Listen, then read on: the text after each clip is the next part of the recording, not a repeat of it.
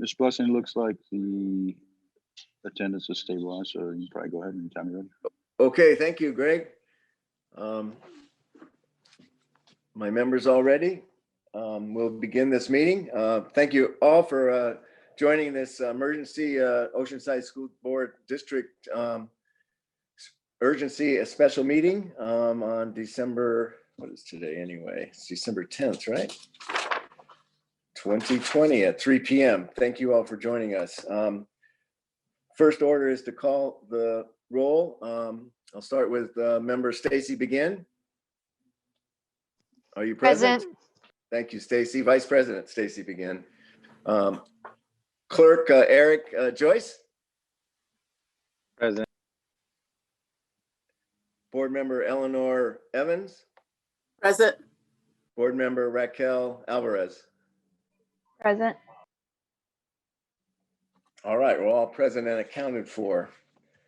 All right, next item is approval of the agenda. Can I have a motion to approve the agenda this evening? I'll make a motion. I'll second. I've got a motion from Eleanor Evans and a second from Stacy Begin, if I heard that right. All those in favor say aye. Aye. Aye. Motion carries 5-0. All right. All right, the next item is item C of this two-item agenda this evening. This is to consider reinstating elementary virtual learning to take necessary action to protect students and staff from the spread of COVID-19. We'll have a staff presentation, and then we'll take the public comments that we have submitted, and then we'll have board deliberation and action on this item first, and then we'll move on to the item D. So with that, we'll turn it over to staff.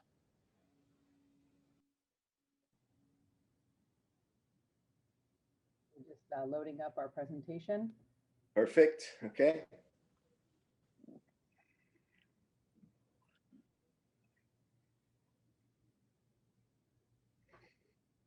So good afternoon, Board of Education. Today we will be providing the board with information to support our recommendation, which is to pivot our elementary program back to completely virtual beginning Monday. We will demonstrate the impact that the rise in COVID cases has had on our community, our employees, and ultimately our system and ability to provide in-person services to our students. We understand the timing of this decision is not ideal, but it is our belief that our system is at a breaking point, and we will share what I mean by that and provide the information that the board needs in order to make an informed decision. To give you a county-wide view of what is happening district-wide, on the next slide, the San Diego County Office of Education gathers information from every district just to give an overall view of how students are currently being educated. This is the most recent data that was available on the San Diego County Office of Education website. And you will still see that 71% of students in the county are being educated through a distance model, and 22% hybrid, and 6% in person, which is predominantly in the charter and private school system. This is just to give you an overview of what is happening throughout the county as of December. Since then, we do know that 2 other districts pivoted completely back to virtual learning. So next will be Dr. Lovey, and she is going to give some information about what has happened in the county with case rates. And then Dr. McAteer will talk about how that has impacted our decision and what led us to have this meeting here today. So Dr. Lovey. Thank you, Dr. Vitale. Throughout our time here in the pandemic, we have been closely monitoring state, local, and national data.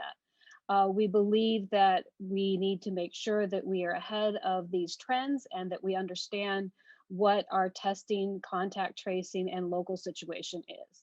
So on this slide, this shows the local health department's monitoring system.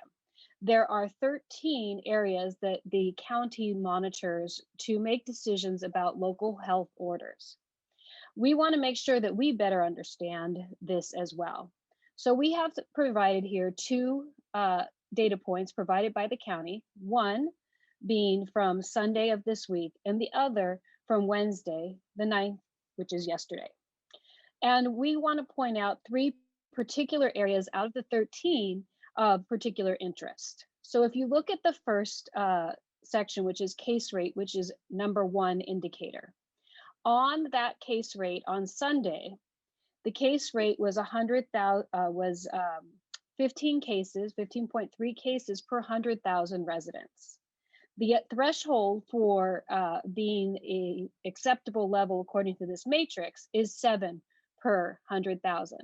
And that's where we were when we opened in our hybrid system.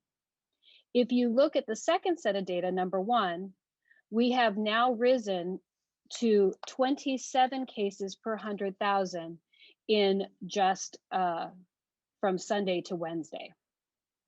The next piece of data we want to look at is box number 2, which is community outbreaks. This is again for the entire county of San Diego. And you will see that community outbreaks are defined as people who are contracting with COVID-19 outside of their household. So in a gymnasium, in a business, a restaurant, or something like that. And what we have found that on Sunday, there were 88 community outbreaks over the past 7 days. And yesterday there were 67 over the past 7 days. And this is 3 or more outbreaks in any particular place. And the third piece of data that we are looking at closely is number 10. Number 10 is our case positivity rate. So the case positivity rate is calculated by taking all the people who take a COVID-19 test and finding out how many of them have a positive result. So what we want to is the threshold for this is to keep that rate of all the people who take a COVID-19 test under 8%. On Sunday, the rate was 8.4, and yesterday the rate increased to 9.4. And we just had information this morning from the county. This is at one of the highest levels of testing we've ever had, with about 20,000 tests being conducted every single day in San Diego County. The idea is that the more tests you have, that you would want that case positivity rate to be going down rather than going up. Next slide, please. Well, San Diego as a county is a very large county. It's the second largest county in the state of California. We think it's important to look specifically at what's happening here in Oceanside. So this is the local Oceanside data for our city. And what you can see in this, as we monitor this daily, sometimes twice a day, what we found is in this slide, it shows us the 7-day case rate for Oceanside. The most recent data reports that our case rate is 23.6 cases per 100,000. This again, the threshold is less than 7 per 100,000. The week prior to this, the rate was 13.6 cases per 100,000. This is a 73% increases in cases week to week in our city. We know as the pandemic impacts our community, it also impacts our schools. We have found our schools to have safety measures that are in place. And we also know that the community and our schools are made up of people who live in our community. So I will now turn it over to Dr. McAteer.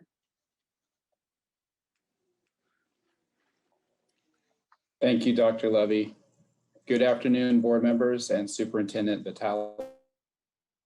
My name is Todd McAteer. I'm the Associate Superintendent of Human Resources. There are over 2,000 employees who work for OUSD. Each position and every person has a vital role in providing quality services and education for our 16,400 students. The district is staffed to be operationally efficient, and anytime a position is unfilled, it creates stress on the system. In normal times, subs would be able to fill in when an employee is out. However, we are in challenging times. All districts in San Diego County have smaller substitute pools to draw from. This substitute shortage is due to COVID-19 pandemic. In addition, we have an increase in staff being absent due to illness from COVID-19 or having to quarantine because they were in close contact with a person who tested positive. We are an interdependent organization. If we don't have enough bus drivers, then students cannot be transported to school. If there aren't enough nutrition service workers, food cannot be prepared for students. And if a custodian is absent and there's not a sub to fill, then the important work of disinfecting a classroom won't occur. Every employee is critical to the district. Next slide, please. This slide shows the frontline employee absence system for today, specifically showing the classified employees. As you can see, the district has only 66.7% of absences filled. There are 23 positions unfilled. This impacts the support for services provided to students and the work that is not being done. To date, there are over 150 classified employees who have missed work due to COVID-19. Next slide. This slide shows the unfilled teaching positions for today. There are 10 classrooms without a teacher or a substitute in the district to fill in. We have made efforts to increase our substitute availability with fast-tracked recruitments, increased pay to $170 per day for classroom subs, and creating full-time sub-residents. The master contract allows the district to pay teachers to take students from another class when a substitute is not available. However, because of COVID-19, we are unable to mix cohorts, and this option is not available. Altogether, there's a reason for the substitute deficit, which has incrementally increased, and as you will see in the next slide, is unsustainable. This slide shows the total number of elementary classrooms that did not have a substitute when the teacher was absent.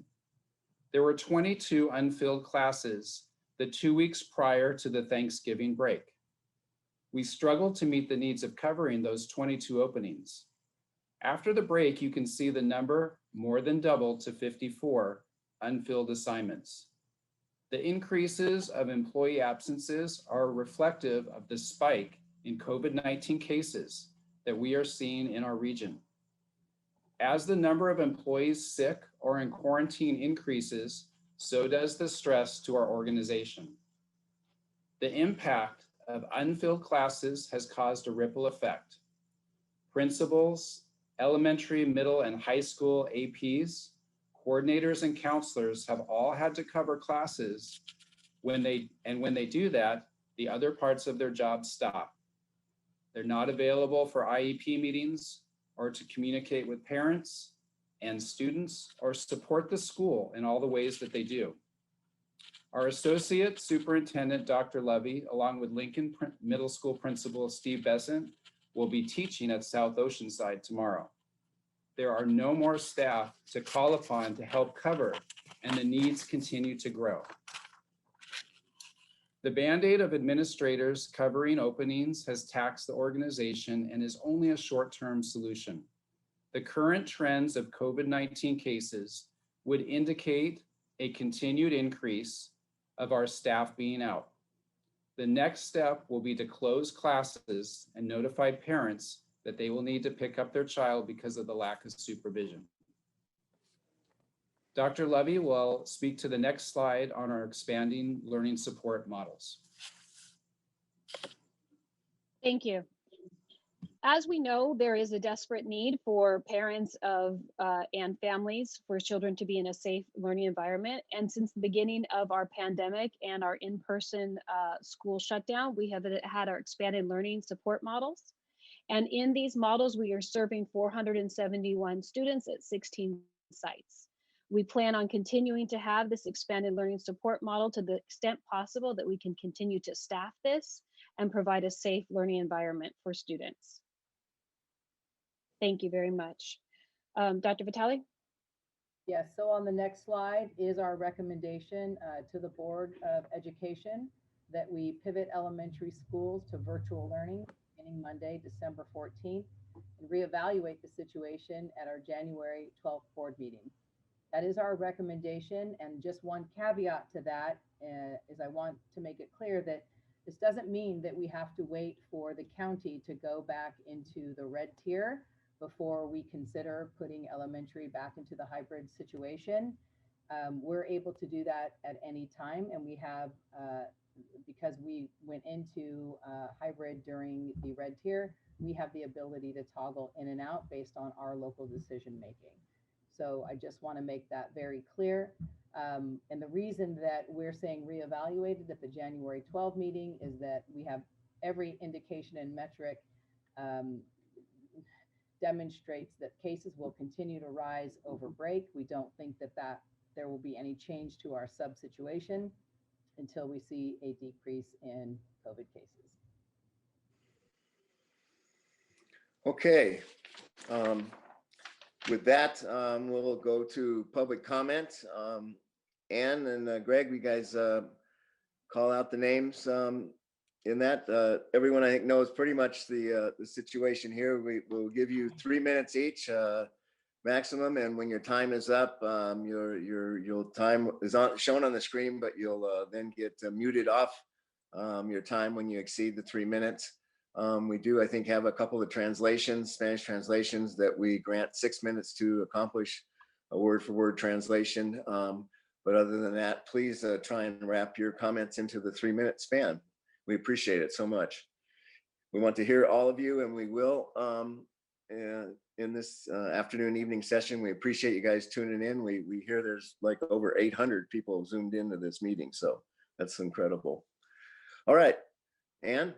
Okay, so we're going to start with our two Spanish speakers who need help with the translation, Veronica Garcia and Clemente Gomez.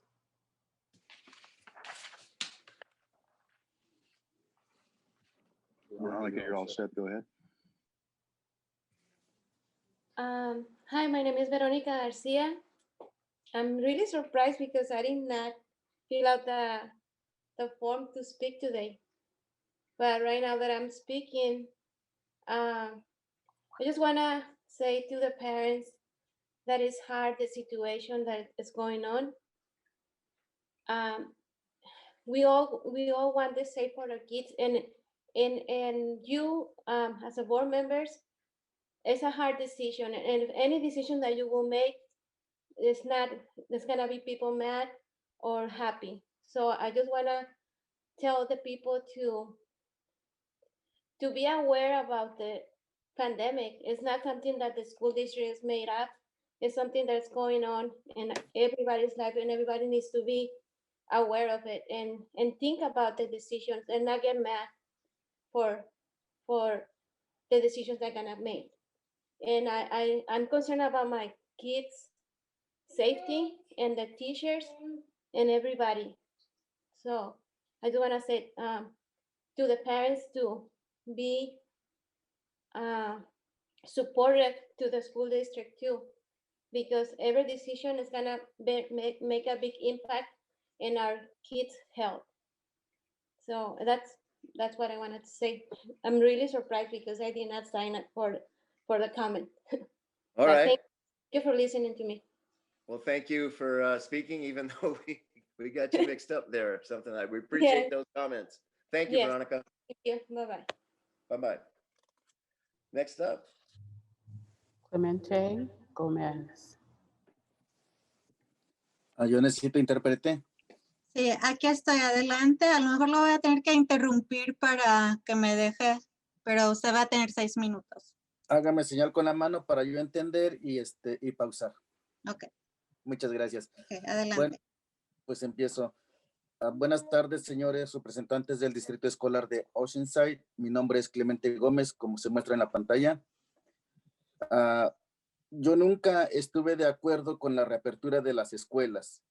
En 2 ocasiones yo lo hice saber y pues no hicieron caso, o bueno, al menos para mí no hicieron caso el mantener cerradas las escuelas y mantener la educación a distancia. Yo siempre checo la página web del distrito. Hoy en la mañana revisé y vi que hay 28 casos positivos de coronavirus en el distrito. O a lo mejor estoy mal o no entiendo bien las informaciones que ponen ahí. Yo apoyo la opinión que dijeron allá, que mostraron de regresar el día lunes 14 de diciembre a clases virtuales, pero no nada más por un mes o 2 meses. Hay que mantener las escuelas en clases virtuales hasta que sea seguro regresar. No vamos a estar con experimentos como ya ha venido pasando, hacer experimentos para ver si funciona o no funciona, ¿verdad? No vamos, o qué es lo que esperan de todo esto. Esperan enfermar a toda la comunidad de Oceanside para que ustedes hagan caso, entiendan y cierren nuestras escuelas.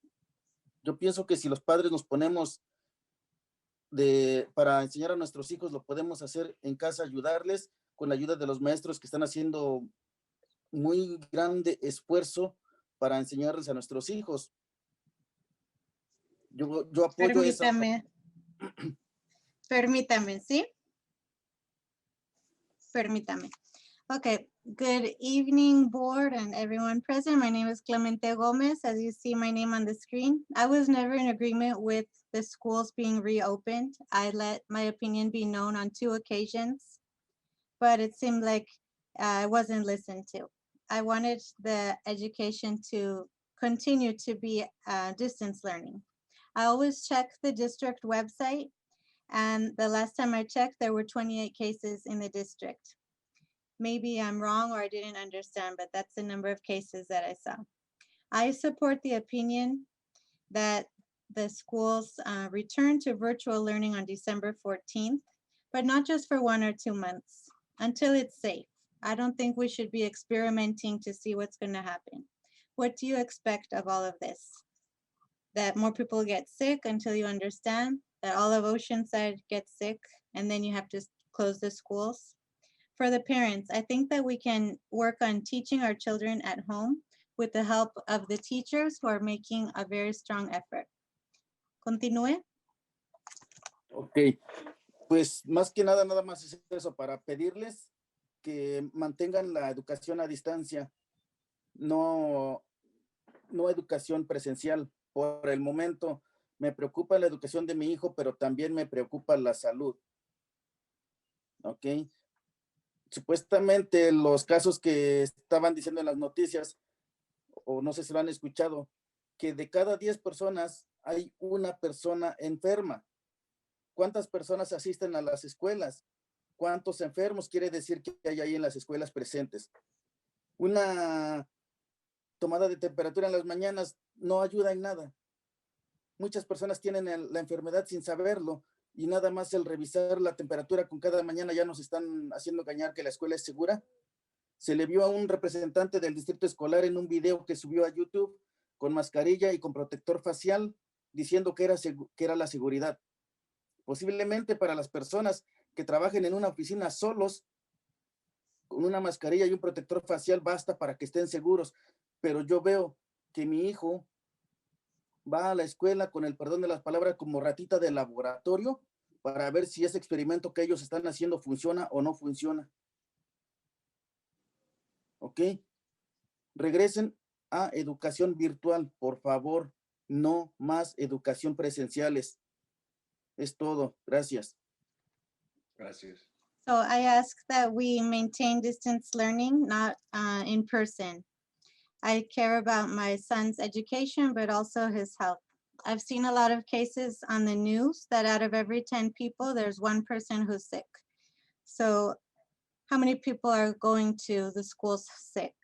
I think taking the temperature in the morning is not helping. It just makes us deceived that everything's okay. There was a video put on YouTube by one of the district administrators talking about wearing a mask and wearing a facial shield. But maybe if you work in an office alone, a mask or a face covering is enough. But I'm sorry to say it this way, but I feel like my son is like a lab rat to go to school and see what is working or what won't work.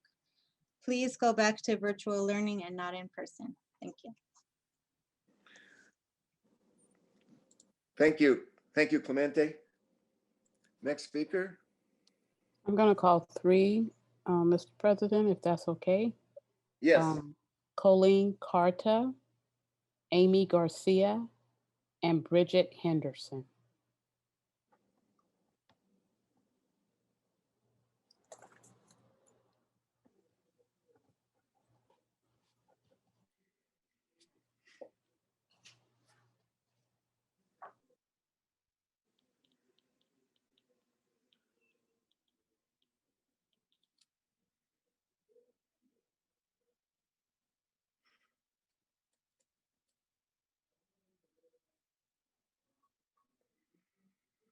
I hear we're up to 900, so Greg's probably reaching deep to try and find these folks. So hang in there with us, everyone. We'll get to you.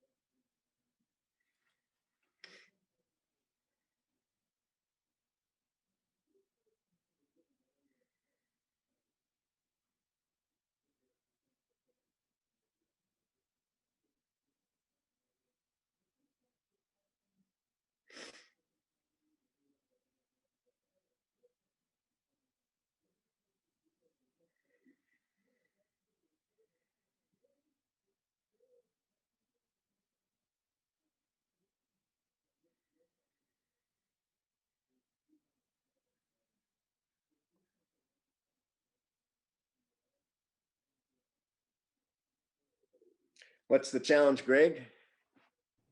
We're just having a little difficulty. We're working on it. Just give us a moment. My apologies. Okay, okay. We're actually not seeing their names as if they're not on. So I'm going to call. No, Colleen Carter is on, but the interface is not allowing me to promote her at the moment. So. Okay. I'm going to wait. Colleen, go ahead. Okay, thank you. Good evening, school board members and superintendent.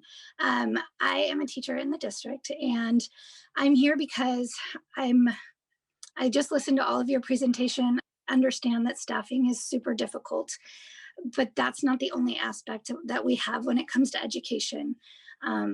Watching my students come back and being so happy and how much growth we have seen over the past 4 weeks is amazing.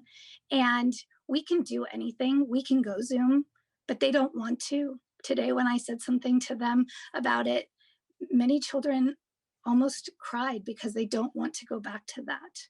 I understand that there is a lot of emotion out there, and there are teachers and parents who are scared. And as many teachers and parents that are scared, there are teachers who want to be in the classroom with their students, and there are parents who are begging for more education. So when you have that kind of emotion out there, you kind of have to take the emotion out of it and look at the data.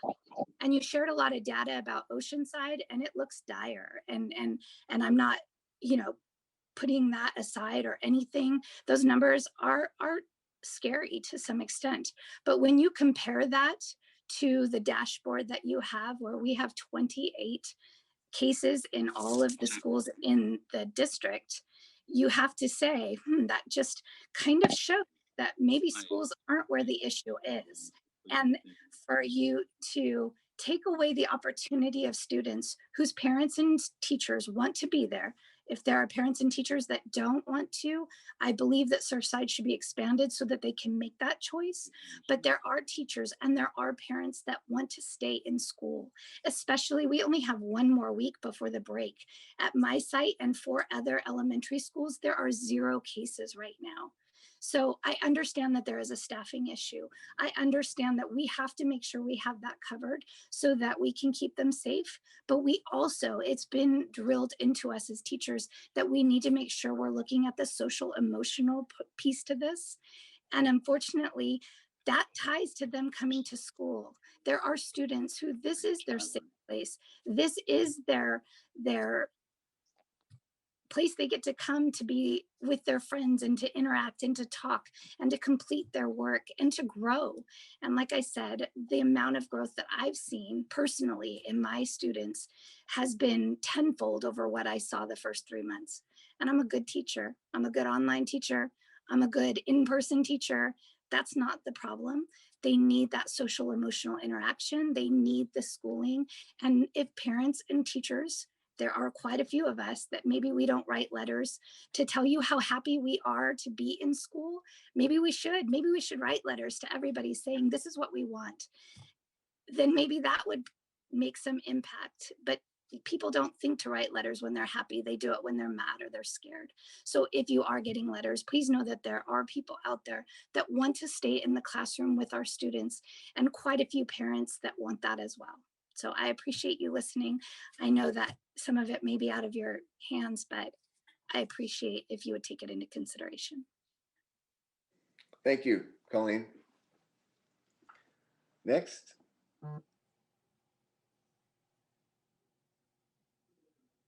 Is that me? Amy.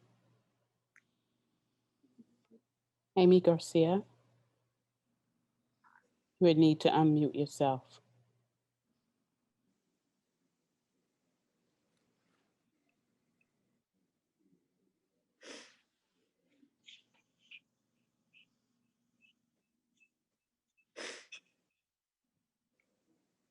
Bridget, you can go. Oh, it's my turn now? Yes. Hi, I'm Bridget Henderson. First like to thank you guys for the opportunity to speak. This is something that I have stayed very mostly on top of. I have multiple children, so it's hard to stay absolutely on top. I just wanted to say I second everything that the teacher before me just said. It is more than just an educational aspect. It's the mental health aspect. It's the social aspect of it. These children get much more than just their education at school. I just am curious, at what point in time will you guys stop looking at Oceanside as a whole? And I know that's hard to do because the numbers come from Oceanside as a whole, and start looking more specifically at the schools and the population of the schools. The school that my son goes to is a school that is pre-K all the way through 8th grade. There are not very many students in that school.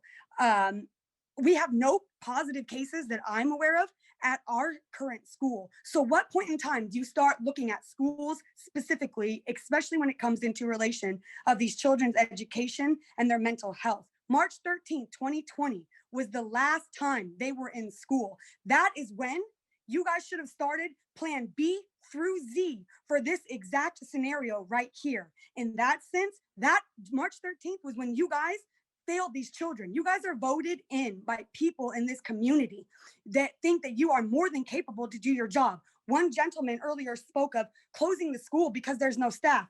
That's what you guys are for. It is your jobs to run the school, the full operation of the school, make sure the school is operated. Don't close them down because of don't close down the schools and make our children suffer because you guys are lacking in what you're supposed to be doing in your jobs. Furthermore, my son has expressed to me multiple times, he can deal with the mask wearing for 4 hours a day. He can deal with the separate divider glass and the not being able to be by his friends. The one thing he cannot deal with is going outside to recess and not being allowed to play on any play equipment, stand 6 feet with their friends, not do anything but walk around while they see groups of other kids who are ASAP and IEPs playing with balls and jump ropes right in front of the other kids' eyes. That is cruel to these children, and it is inhumane. They're walking into schools where they feel like they're in prison, only they get more liberties in an actual prison. So I'm sorry, I'm getting very, it's sad when your child comes home and cries because they weren't able to see or talk to their friends while other kids were. There's got to be something else that you guys can do. You've cut their time frame in half. You give them a whole hour of breaks with nothing to do. Nothing. These children are your responsibility, first and foremost. It is the job that you chose. Nobody forced you to do it.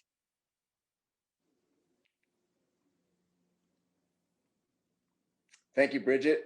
Time's up. Next speaker.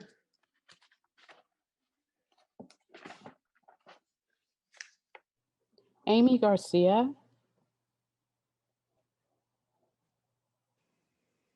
Okay, so we'll go to Amy Palmer. Okay, Elaine Kiswick and Lisa Templeton. Hi, my name is Elaine Keswick.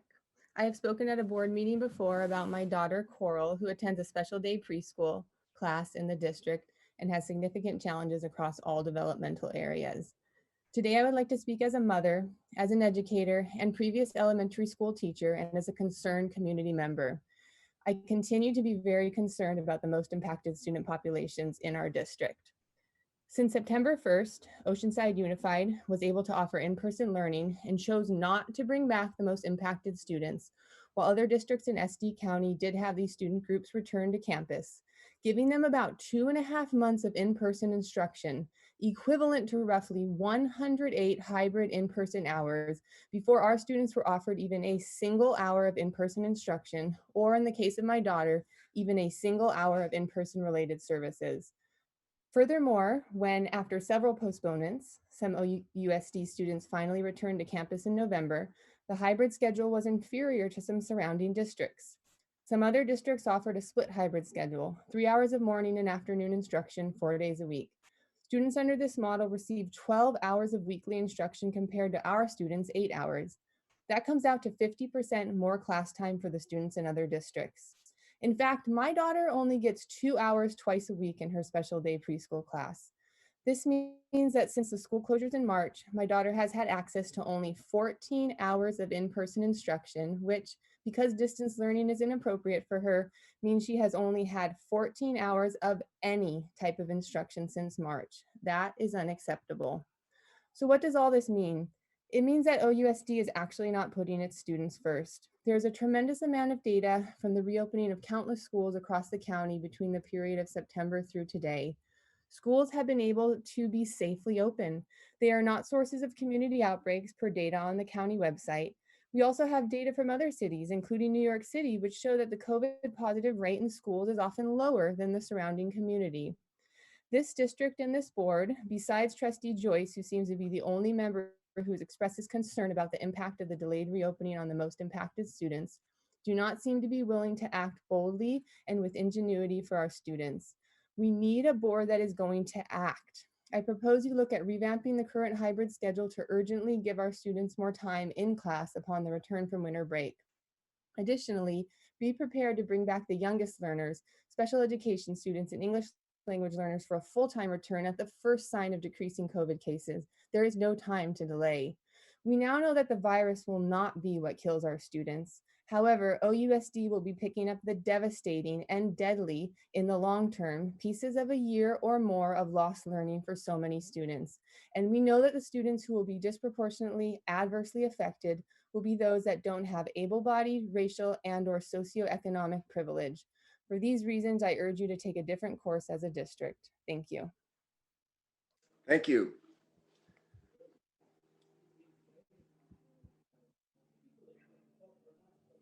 Lisa? Hi, my name is Lisa Templeton, and I currently teach first grade at South Oceanside Elementary. I've been teaching proudly for OUSD in primary grades for almost 30 years. Today, I represent the viewpoints of 4 of my first grade teachers here at South Oceanside Elementary. And I'd like to share with you that my husband has genetic emphysema, a virus that would highly impact my family. And so I think that's evidence that I've thoroughly considered factors. And so when I share with you that I have confidence in the safety of teachers and students remaining on campus, I've thoroughly thought that out. The benefits of remaining in person is that students are much more actively engaged in learning. When I compare student to student, one individual student compared to that same student, when I compare them to distance learning and the Zoom meetings, their engagement is much lower, their learning is much lower. I see those same students here in class with me, and it's like an entirely different child. In person, teachers can more accurately assess students' academic needs and more effectively instruct, and I think we'd all agree that less screen time has reduced long-term effects on especially the littlest ones. My concerns about returning to distance learning is poor engagement and the stress on the families. Stress on families, parents, the adults, all the kids impacts students' emotional and physical well-being. Approximately 40 to 50%, if not higher, of all of our first grade teams students are receiving apparently insufficient support at home to make sufficient academic progress, or they possibly live in a home environment that, for whatever reason, is just not conducive to maximum learning. And it seems that the majority of students who are negatively impacted the greatest are the students who need the most academic and emotional support. I would urge you to consider maybe some alternatives to going back to 100% distance learning. I feel that the safety precautions on campus are working well. Students have proved their ability to distance within the classroom while walking around campus. They're wearing their masks correctly. They stay seated at their assigned spots during their nutrition breaks when they have their masks removed. If staffing is a concern, there are some alternatives to going back to 100% distance learning. Instead of quarantining only the teacher and the affected cohort, we could quarantine that one single entire class, which right there relieves the need for a single sub. Also, it reduces subs being in the classroom and exposing students to whatever they've been exposed to when they've been at multiple job sites. Another consideration would be to consider that primary students have the highest need for hands-on concrete experiences in all subject areas. They also need much more assistance from their parents to do the Zoom meetings and to manage online activities. I would encourage you to consider possibly bringing back those students or whatever students you consider to be of highest need who'd benefit the most from remaining in person, and possibly cut the number of students on campus in half, and therefore you'd reduce potentially 50% of the need for subs. Thank you in advance for considering my viewpoints and the ideas that I've shared with you today. Thank you, Lisa. Thank you, Lisa. Thank you. Thank you. Okay. Next up. We're gonna try, do we do Amy Palmer? Amy Hi. Palmer one more time? Okay, I'm here. okay.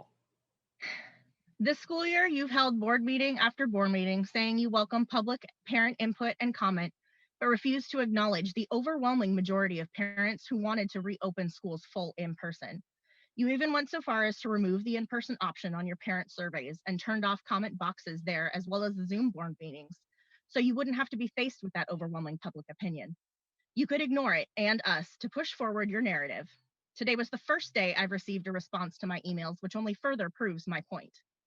I have been keeping track of the active COVID cases you post on the district page for the on-base schools specifically where my children attend.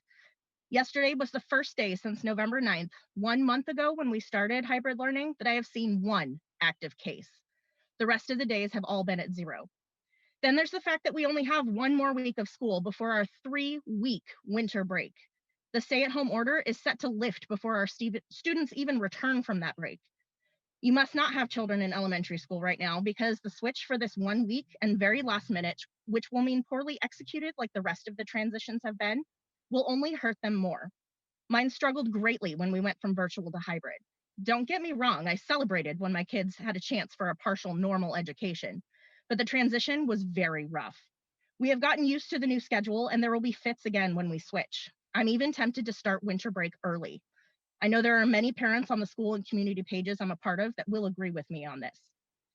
This 1 week of virtual school will put students even further back in grade level standards than they already are.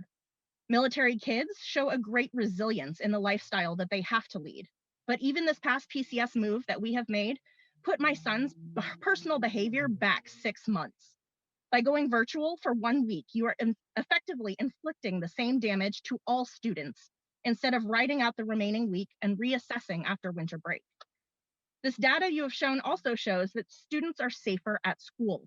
They're more likely to contract the disease in the community, where people are not forced to wear masks and socially distance like they are in the classroom. Not to mention the fact that these families have multiple children, some of whom are also in school, some who are infants. Many of our military community have deployed parents right now, so they're working this system alone. Majority of military families do not have extended family within 100 miles of where they're currently stationed, and we're not allowed to mix with other families who are not in our household, which means we are truly doing this alone. These kids need the hybrid schedule for this last week before break to have some normalcy in this crazy and tumultuous year we have had to endure. I've had many people on here state how well their experience has gone with the virtual learning. I fear those comments have been the ones handpicked to push the narrative. I'm here to tell you the majority are not sharing the same experience. Internet outages, problems with assignment uploads, disruptions on Zoom that would be better managed in the classroom, assignments not loading properly or being blocked by the district login are all common problems a majority of us are facing with learning at home. Anxiety, depression, mood swings, and more are all through the roof. I hope you reconsider and take our option into actual consideration and do the right thing. Reassess after break, not this week. Thank you, Amy. Next three speakers will be Chris Findell, Adam Sahagan, and Jessica Enriquez. So we'll start with you, Chris. All right, hey, thanks for having me. So me and my wife are both in education. We have 3 students in OUSD, and we fully support kids staying in live classroom learning. Thank you for sharing the metrics. Numbers make sense to me when I look at stuff. When I look at the metrics still for ages 0 to 19, the numbers are really low still. When you think about the majority of your staff members, most of them are under the age of 60. So these are things to keep in mind when we're in the live environment. The OUSD dashboard with 28 cases, most schools have 0 cases.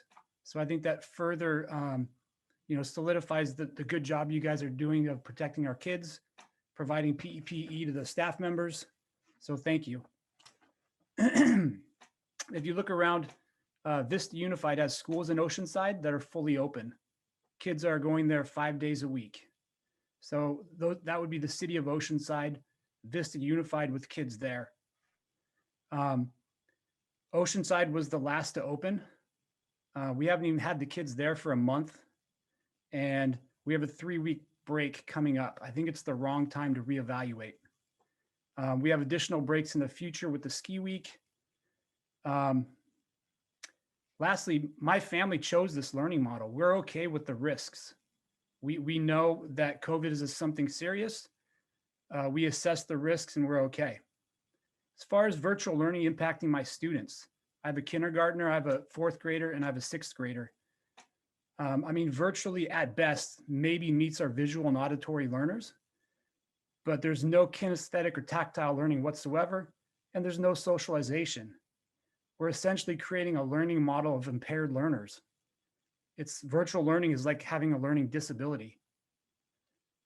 What impact does this have on the future and how my kids learn? I mean, my kids are learning how to learn right now, and virtually is not the way that I see is going to be successful. Finally, students' home lives are thrust upon each other. One of my students witnessed another student's family member dying at home. That's not a safe learning environment.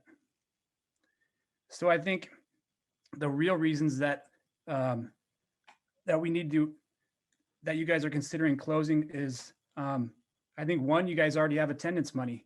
You're being paid out, so you're not incentivized to take additional risks. Teachers union is pushing back. I get it, it's scary times, but now more than ever is the time for teachers to prove that they're essential. I know that because I'm a teacher, and I support being back live. So give the teachers PPE they need, give them the outdoor learning environments, allow them to take leaves of absence, and increase sub pay so that we get more subs to fill in. Thank you. Thank you, Chris. Adam.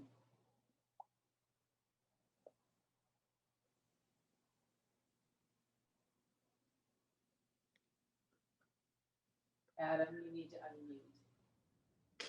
Adam, you will need to unmute yourself. Can you hear me now? Yes. Go wonderful, for it. wonderful. Thank you so much for taking the time to hear my thoughts today. I appreciate you. This year, it's been tumultuous. I know lots been going on with COVID.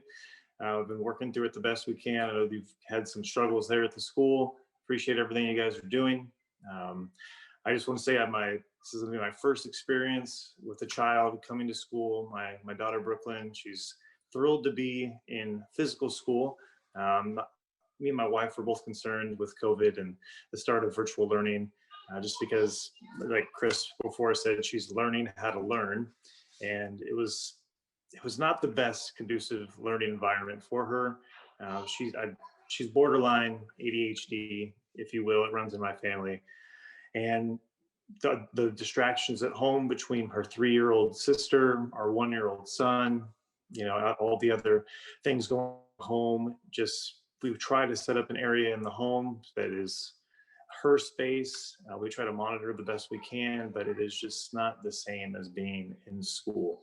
And the growth she's had over just say the past month of being able to go just 2 days a week for roughly 3.5 hours, her growth has been exponential. And I feel going back to a completely virtual platform would just be a great disservice to her and to other students. I understand their concerns. I think the biggest concern at this point is the fact of the staffing issues that you guys are facing, not so much the safety issues. I know there are some parents that are concerned, rightly so, but I feel like the steps that have been taken at our local school have all been proven to be quite effective. I haven't really heard of any outbreaks over here at my school. And I just feel like teachers, staff, everyone at the school is doing a great job of keeping our children safe and providing that safe environment. And just the growth that they're having with physical in-class learning far exceeds any kind of growth that I've seen on the virtual side of things. So I hope that all of the comments that all our educators have made, family members are making for their students are taken into account. I really hope that you guys consider not shutting down and going back to virtual. I understand, especially during this last week. I really hope we're able to just push through and finish strong. I understand there are going to be lots of concerns and thoughts over the break about what we come back to, but I really hope that you guys decide to still continue this limited in-person learning we are doing at this time, just because even though it is not a lot of time that our students are actually getting per week, the growth is exponential. There's really no way to compare in my mind to the growth she had pre-physical, just doing solely virtual versus in-class learning. And I really hope you guys make the push to find the staffing you guys need to continue the in-person learning. So thank you so much for your time. Thank you, Adam. Thank you, Adam. Thank you, sir. Appreciate you. Jessica Enriquez. Hello, everyone. My name is Jessica Enriquez. I am a mother of 3. I have a teenager that was supposed to be a freshman for Oceanside High School. I also have a 9-year-old who is in 5th grade, and then a child that's not in preschool yet. So my concerns are these. It looks like you guys already made a decision, which for us, for the meeting, I wanted to talk to you guys first before you guys made a decision. My son is the one that's struggling the most. 5th grade is the grade where you're implementing the multiplication lesson that has 10 extra steps, the steps that I didn't learn when I was in school. And me as a parent, how am I supposed to educate my son and help him when I don't have the tools to do that? I am also on disability, which I do return back to work in January. Unfortunately, because we are in military, I work full-time. My husband works full-time. We don't have family here. Child care here has been very limited. So for my kid to be here by himself and struggle, it's hard for him and it's hard for us to help him succeed.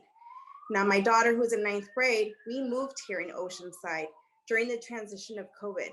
She not only has no friends here, no outlet, but now she's suffering from depression, and I'm afraid of suicide thoughts because of that. I really hope and enhance you guys and encourage you guys to open schools, not virtually, because honestly, it's not helping my son and it's not helping anyone, but open it full time. If private schools are doing it and there's no cases or very minimal cases because they are private schools, why aren't we doing that to our kids here?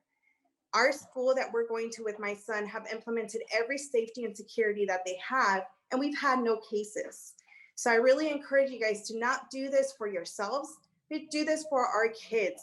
My kids are being so distraught mentally, physically, emotionally. Me as a parent, I can't do anything but try to support that, but I can't help and support my children when we don't have the tools to do that.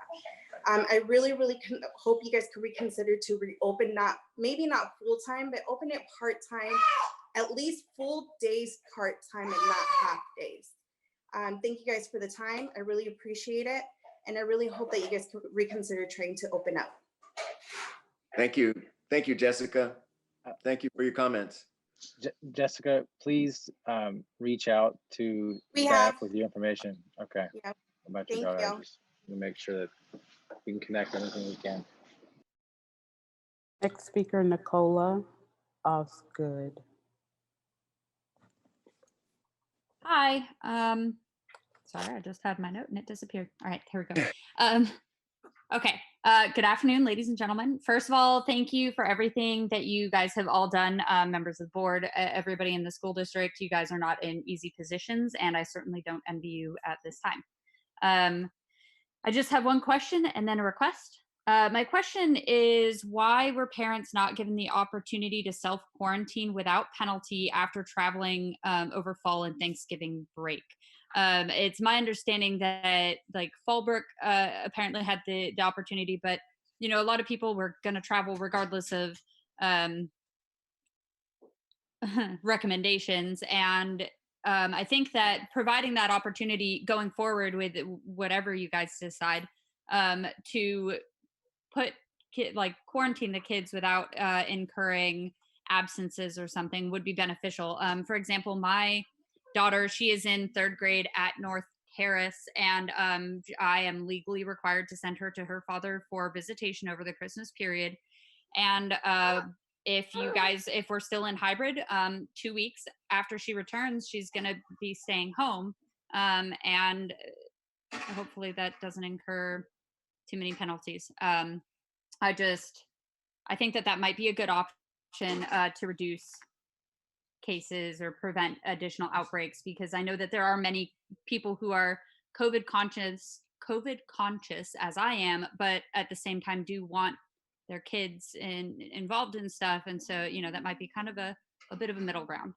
And then my request was similar to what Mr. Clemente Gomez said earlier, is that if we do return to virtual learning,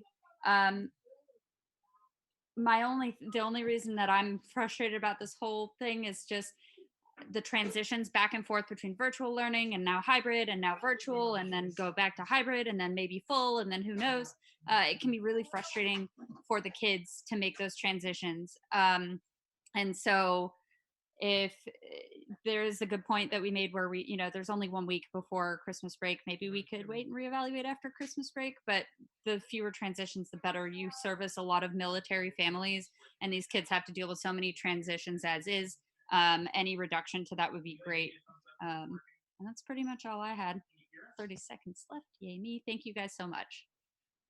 Thank you very much. We appreciate the comments and we'll take them on board.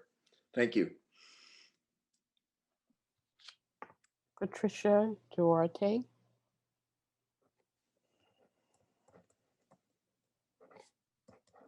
Patricia Cueva Duarte.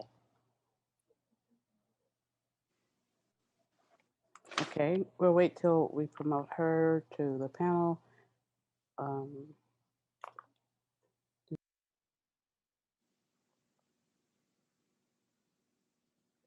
yeah.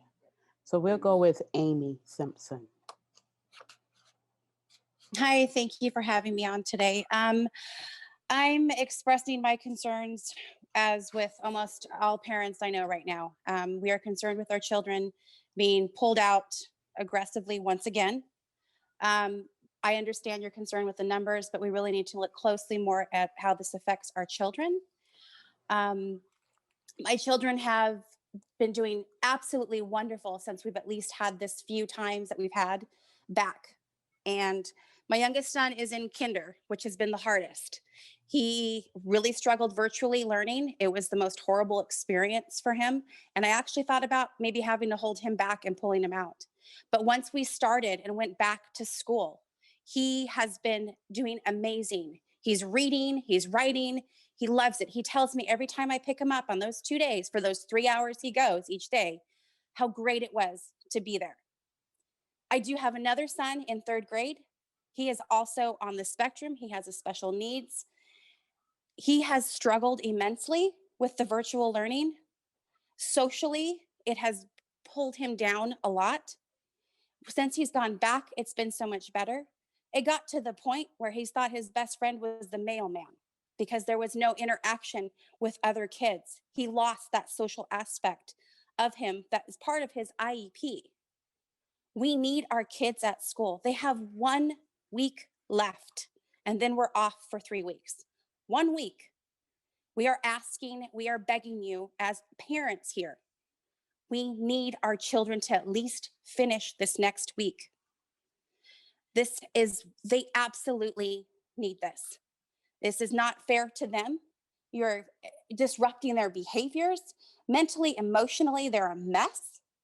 I can't tell you how many friends I've spoke to that all have kids at school that said the same thing. Our kids are acting out in ways they've never acted out before. And you can give us all these tools and all this virtual stuff, but it doesn't help. What helps them is for them to be at school. So I'm asking you as a parent, and not just me, I can give you thousands of other people too that want our children to stay. Let us finish our week. You guys can reevaluate over winter break. We can decide then as to what situations we need to do, but at least give them that. Give them that. And I can also tell you something. I was there the day we started back. I am a PTO member at my school. And I can tell you, I had several of Oceanside School District members come up to me and tell us what a wonderful thing we've done and how great it went and how smooth it went. So we as parents are working just as hard to try to make sure we keep our kids safe and our teachers safe. I really do hope you consider this, and I really hope you don't just push through what you guys think and you actually listen to us parents. Thank you. Thank you, Amy. Next speaker, Elizabeth Reeves.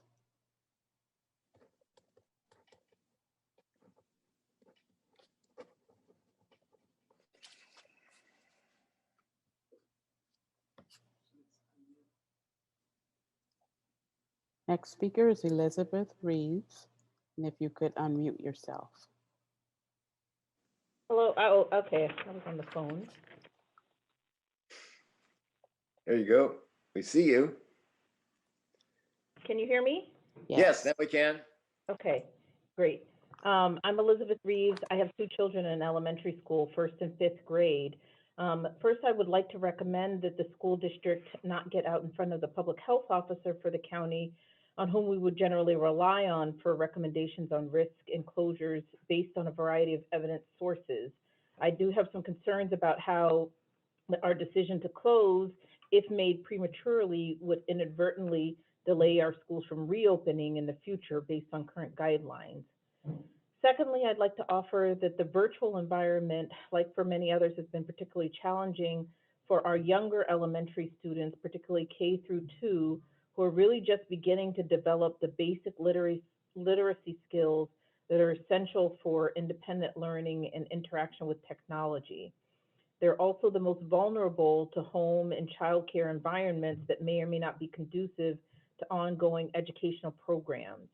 I'd very much like to hear from the board or the school system as to whether there are some more flexible approaches that could be available and applicable to our children who may be challenged with the remote learning time, meeting schedules, assignment timelines, learning assessments, etc. I do have particular concerns, like other callers, for our military population who is doubly vulnerable to frequent transfers to different regions that have varying scholastic standards. Lastly, like many of you, I have some considerable concerns about learning loss, and I'm interested in plans to address this inevitability. The school calendar still includes about 5 additional weeks of school break prior to the end of the year, which I think could be better utilized to help maintain the children's education, even if it's voluntary or remotely. Some guidance on how to continue to support the learning through these times would be helpful for parents. I strongly would encourage the school district now to plan for access to some enrichment activities, for both our students who might be struggling and those who are thriving but aren't having the access to the supportive instructional materials they normally would in a classroom. Thank you. That's all I have. Thank you very much, Elizabeth. Victoria Mariani. Good afternoon, board members, district staff, teachers, families, and community members. I'm Victoria Mariani, fifth grade teacher and 20-year employee of OUSD. I'm still in shock after receiving the impromptu news of this emergency board meeting and proposed return to virtual learning yesterday at 2:52 p.m. While I acknowledge the devastating impact of the COVID-19 pandemic, I would be remiss if I didn't speak up about the inconsistent decision-making of district leaders and the catalytic effect that it has had on the roller coaster ride that is distance learning. At a previous board meeting, I was dismayed at what I describe as district leadership's parade of marionette teachers who lauded distance learning, stating that students had better attendance, higher assignment completion rates, and better test scores. Attendance may be noted as being 97%, but students are being marked present for simply checking into a classroom stream, joining a Google Meet without their camera on or any verbal participation in class, and for doing any inkling of work, including visiting digital platforms such as Epic Books. And yes, assignment completion and test scores may have increased in middle and high school, simply because one, these students are stuck at home, bored with nothing to do, and two, there is no accountability for cheating or dishonesty, and students can readily search information on their cell phones to get answers unbeknownst to teachers. That is not an actual improvement in learning outcomes. It just means that our students are clever and tech savvy. Another point of contention and frustration that I have endured is the utter lack of listening to practitioners from district leadership. I spoke at the last board meeting about the district's lack of clarity on their plan to return to hybrid learning on November 9th and how it would impact families who wish to remain virtual for the remainder of the school year. I described how this vagueness would result in mass exodus from neighborhood schools to Surfside Academy. And I proposed a cohort C, students who stay with their current teacher, do work posted in a Google Classroom, meet daily at 2 p.m. for instruction, and attend whole class Wednesday virtual learning, all under the guidance of their parents. And although board members asked essential questions and had a lengthy discussion after my speech, I was yet again ignored by district leaders. As I predicted, a plethora of students from every district elementary school signed up for Surfside Academy in the subsequent weeks following the return to hybrid learning, resulting in classrooms being collapsed, students being shifted, and teachers being relocated to different schools. Is this really in the best interest of our students, especially when it could have been totally avoided if district leadership could come down from their ivory tower and entertain the thought of listening to the advice of people whose boots are on the ground? In light of the proposed return to total distance learning for all scholars, the entire hybrid learning fiasco could have been avoided by just keeping us in distance learning, or at the very least minimized by keeping us in hybrid learning for the last week before winter break. If we can be exposed for 4 weeks, then we can be exposed for 5 weeks. That would at least give parents 3 weeks to accommodate logistical changes and childcare arrangements versus a weekend. I cannot emphasize enough that constant changes and inconsistency are negatively impacting our scholars. Please pick a position and stick with it for the sake of our students. And please, I implore you, listen to the people who actually live in the world created by the narrative of district leaders and subsequent decisions of our esteemed board members. Thank you for the opportunity to speak today. Thank you, Victoria. Next speaker, Kelsey Thorne. Just want to check, can you all hear me? Yes. Okay, just double checking. Thank you. Good afternoon, board members and Superintendent Vitale. Thank you for giving us this time to speak on this decision. My name is Kelsey Thorne. I am a first grade teacher at Mission Elementary, and this is my 7th year teaching in this school district. I'm speaking today because I am asking you to really consider allowing schools to remain open through next week. I am fully aware of the rising numbers. In the stay-at-home order, our state is facing, sorry, my thing keeps closing. Our state is facing, at the same time, I'm aware that my job as a teacher is to instruct my students both academically as well as keep them healthy and safe. I have felt that all the things the school district has put in place in order to be a hybrid model has allowed us to be safe and healthy in our schools. But I realize that we have no control of outside factors. Are students staying home, going on vacations, going out to restaurants and parks and beaches? I have no control over that. What I have control of is what is happening in my classroom. To say the school year has been hard would be an understatement. It has been hard for us as teachers and for our families, but most of all for our students. Just like Victoria said, and other teachers have said today, and parents have said today, we constantly talk about what we are doing, what is right for students and putting them first. Ripping them out of school with 1 week left would not be what's right for students. This is a season of joy. Our students need joy the most right now to end 2020. I have prepared fun things for them to do in our classroom next week. And if I get to go virtual, we can't do those fun things. Every day they come on campus, they have their big smiling faces and I can see them under their masks. And they give me their air hugs and they give me their air fives. It's not the same virtually. Every day I have seen my students struggle with virtual learning. Less and less students are showing up on Zoom and less students are completing work on Seesaw. It's not their fault, it's not my fault, it's just what it is. They're burnt out on Zoom, I'm burnt out on Zoom, and they're burnt out of doing online work. To close out this year virtually would be so sad, and I can sense that my students will start checking out early. Every day next week, there will be 1 less kid, 2 less kids, 4 less kids. Soon on Friday, there will be none. I'm not saying I can't do it virtually. I know I can, but it's going to be different. Just please consider all factors. Thank you. Thank you, Kelsey. Next speaker, Tony Chen. Hi, can you hear me? Yes. Yes, my name is Tony Chen and I have 2 daughters, one in kindergarten and one in 2nd grade in North Terrace. It's very good to know that this board and this board members are assessing the data and trying to make a scientific decisions based on the data available. But please also don't forget the infection rate among young kids is very, very low comparing to the rest of the populations. So I don't know how much risk we are going to have just to maintain 1 more week of school open.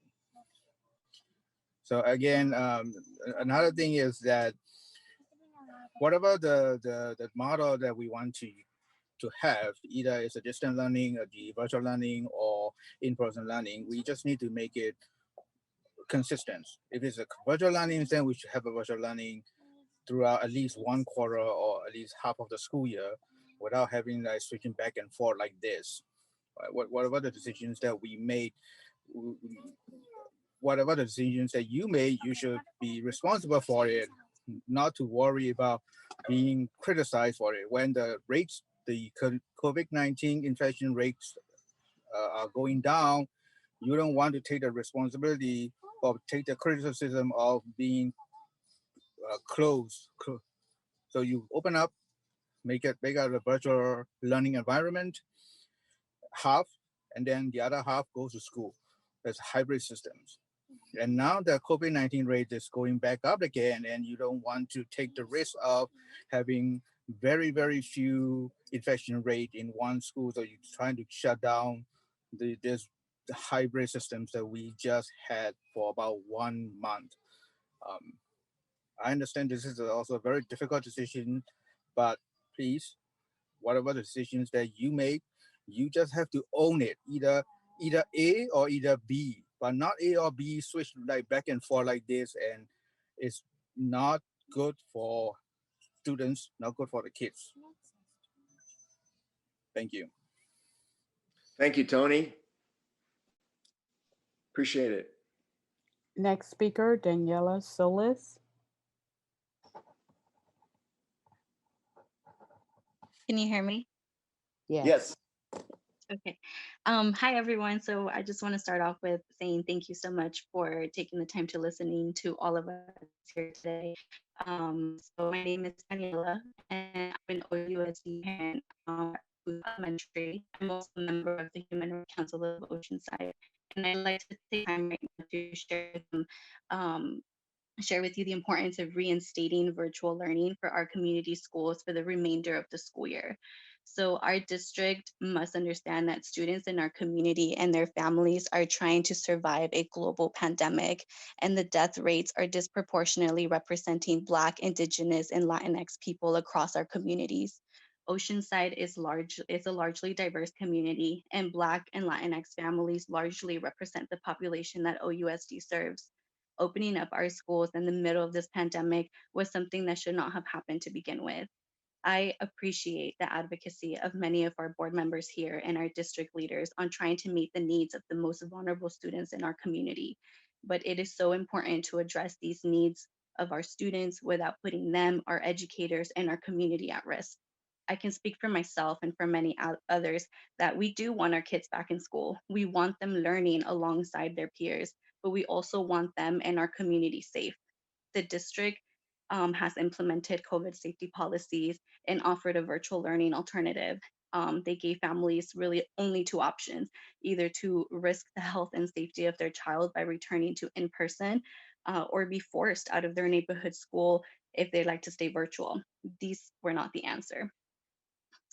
We understand that these are some very challenging times, and many of these things are out of our control. But one thing that our school district does have control of, our school district failed to provide this for our students and for our community, and that was to provide consistency. COVID-19 has caused children to have an all-time high of anxiety, impacting their mental health, the uncertainty on the decisions of our district on what they're gonna decide on our children's learning. It doesn't make things any better. The inconsistency in our schedules and the routines that our children have had to transition in and out of, with virtual to hybrid to back to virtual for many students that have had to quarantine after a COVID-19 exposure. And even the students that stayed virtual, they had to change to a whole new school, a new teacher, new classmates, adapting to new routines and teaching styles. Many teachers were pulled out of their classrooms and students were switched around in order to accommodate many changes. And even so, many students continue to be left in limbo, not receiving academic support as other students because they're not currently being accepted at Surfside. These major transitions, the inconsistent schedules and routines have only contributed to the rising stress, anxiety, and uncertainty that our students are currently feeling. It is the responsibility of our district to provide a learning environment for the children in our community that can provide them with a sense of security in the middle of these very challenging times. OUSD should be the right decision to reinstate virtual learning for the remainder of the school year in order to protect their mental and physical health of our students and keep our educators and community safe. Thank you, Daniela. Thank you. Next speaker. Next speaker, Desiree Thema. You will need to unmute yourself, Desiree.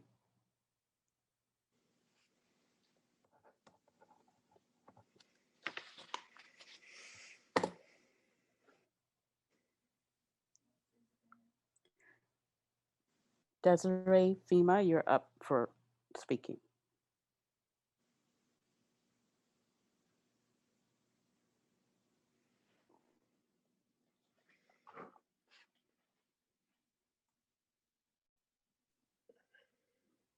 We may have the wrong Desiree. We're just looking, so just give us a moment, please. There's no last name attached. Stand by.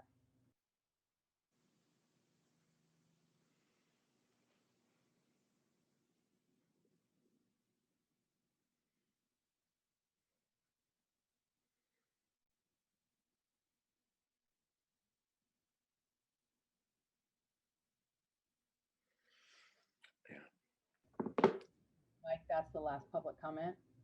That's the last comment? Okay. Wonderful. Shall we open it up for discussion amongst ourselves? Who would like to lead off? I have a quick question. I don't know if somebody has the numbers, and I know I should have probably asked sooner, but so when we started hybrid, what do our numbers look now as compared to what it was back when we first started hybrid initially? Attendance numbers, enrollment. Yes, attendance, enrollment, like what the students hybrid wise, like who's attending and what does those numbers look like? So there are two different numbers that staff can be looking for while I clarify your question, Raquel. Enrollment numbers or attendance numbers? Attendance. Okay, so attendance will give us the percentage of students that are engaging in various ways. And I think Dr. Jordy Sparks can speak to this. He's probably looking for the exact numbers right now as this question is asked, as is Dr. Lovey. And she can explain to you how attendance is taken. It is different because of the COVID situation, and it has been a moving target. So she can explain that attendance to you, and we can also provide you attendance rates. Go ahead, Mercedes. Okay. Thank you, Dr. Vitale, and thank you, Trustee Alvarez, for asking the question. We have been carefully tracking attendance. Traditionally in schools, we have always tracked attendance by people who are in front of the teacher. When we started with COVID-19 and hybrid learning and virtual learning, what we realized is that we needed to make sure that we gave as many opportunities to reduce inequities between students who might have had connectivity issues, students who may have had health issues, and so that students would receive credit for attendance in a variety of ways. As one of the speakers talked about, one of those ways is logging into a Zoom meeting. In hybrid, it is coming to school in person. It can be completing work that is posted on the Google Classroom or the Seesaw. All of these count as attendance. We even have some attendance codes that talk about if you didn't come, it's because perhaps you had an internet outage or something like that, because we want to make sure that we are providing students with every opportunity to get credit for attendance. As one of the speakers had said, they want to make sure that their children get credit for attendance.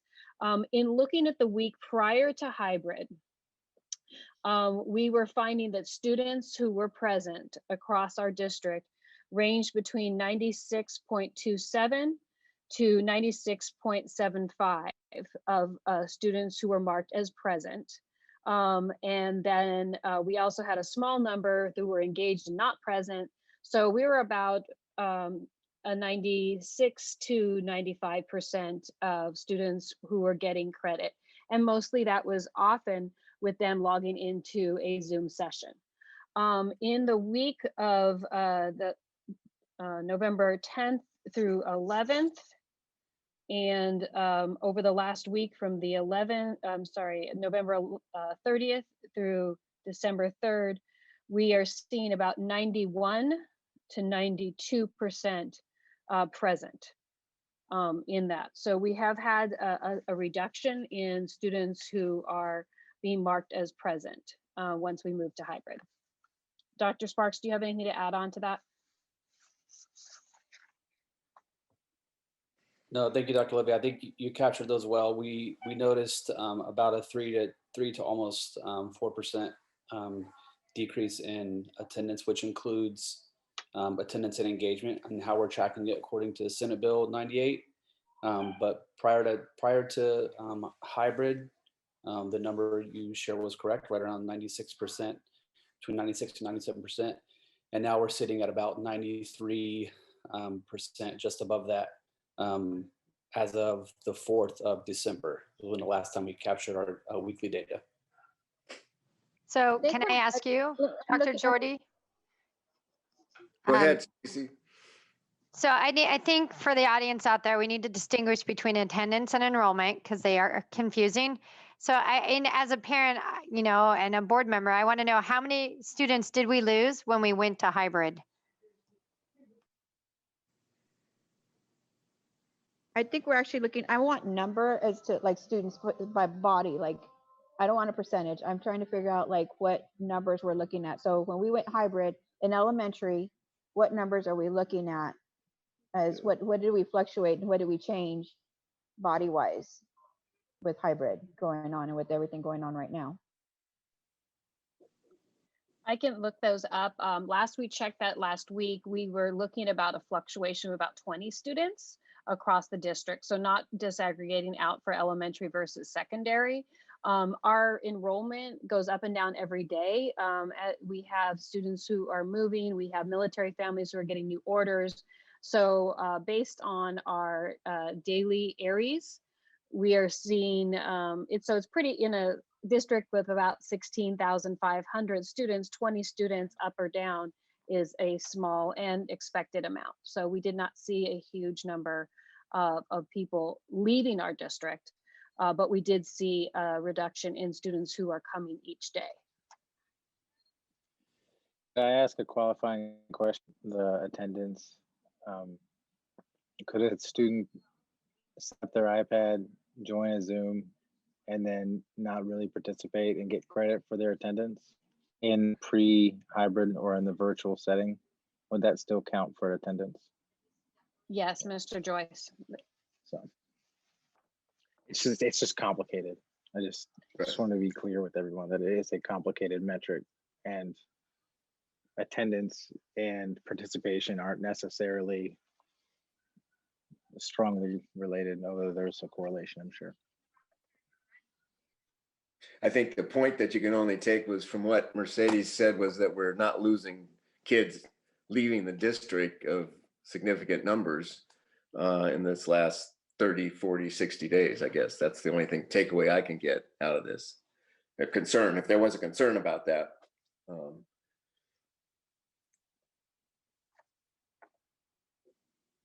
Are there other questions for staff or discussion points for the? I do. I had some. I was going to go last just in case. Sure. Well, let me I can go now. It's fine. Raquel, did you finish with your line of questioning there? I'm sorry, I didn't mean. No, go ahead. I have others, but go ahead. Okay. First of all, I want to just, before I get into, this is a difficult conversation, so I just want to recognize how serious the current rise in cases is. The current rise in positivity especially highlights that. I want to recognize the feelings that people are feeling, because I'm feeling them too. I wake up, I've woken up several times very late at night and been unable to go back to sleep because I'm worried that the other day I woke up and I tried to smell things because I thought I was losing my sense of smell, and it was just, I had a stuffed up nose, but I woke up half asleep and half awake, just freaked out because it's a scary and stressful time for everybody. So I just want to make sure everybody knows that it's not, you're not alone in that feeling. It is a scary time. And part of the problem is that we're having to juggle these ideas of what it was like going into a pandemic with no information about the virus, and now learning more and more about the virus and trying to update our brains and our fears and our understandings and expectations with the newest information is really hard to do. So I'm struggling with that as well, and I just wanted to start there. I had, my first question was brought up by Mrs. Templeton before me. She beat me to it, and I just wanted to say, how many substitutes do we currently have covering a second cohort of a quarantine class?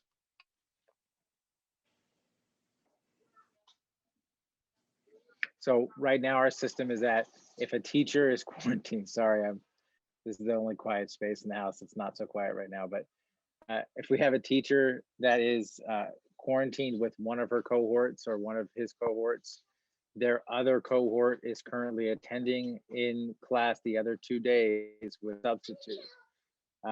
So what are our numbers? Like we had the numbers for today. What number of those subs or unfilled subs are covering a quarantine class?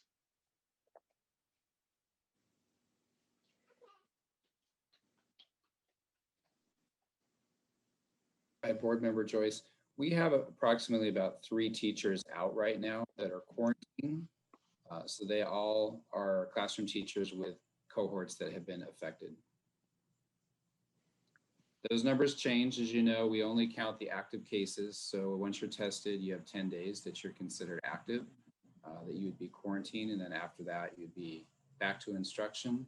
So that is why there's some changes in the dashboard is as staff comes on, other staff might be coming off depending on how long they are in that process.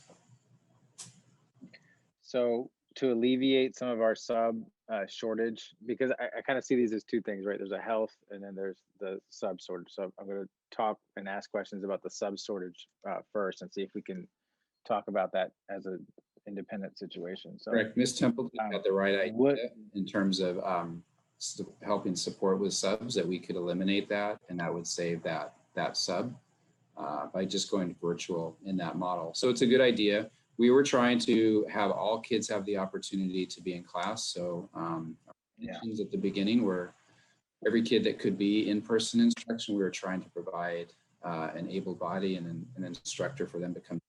So it solves one issue and creates another, I guess.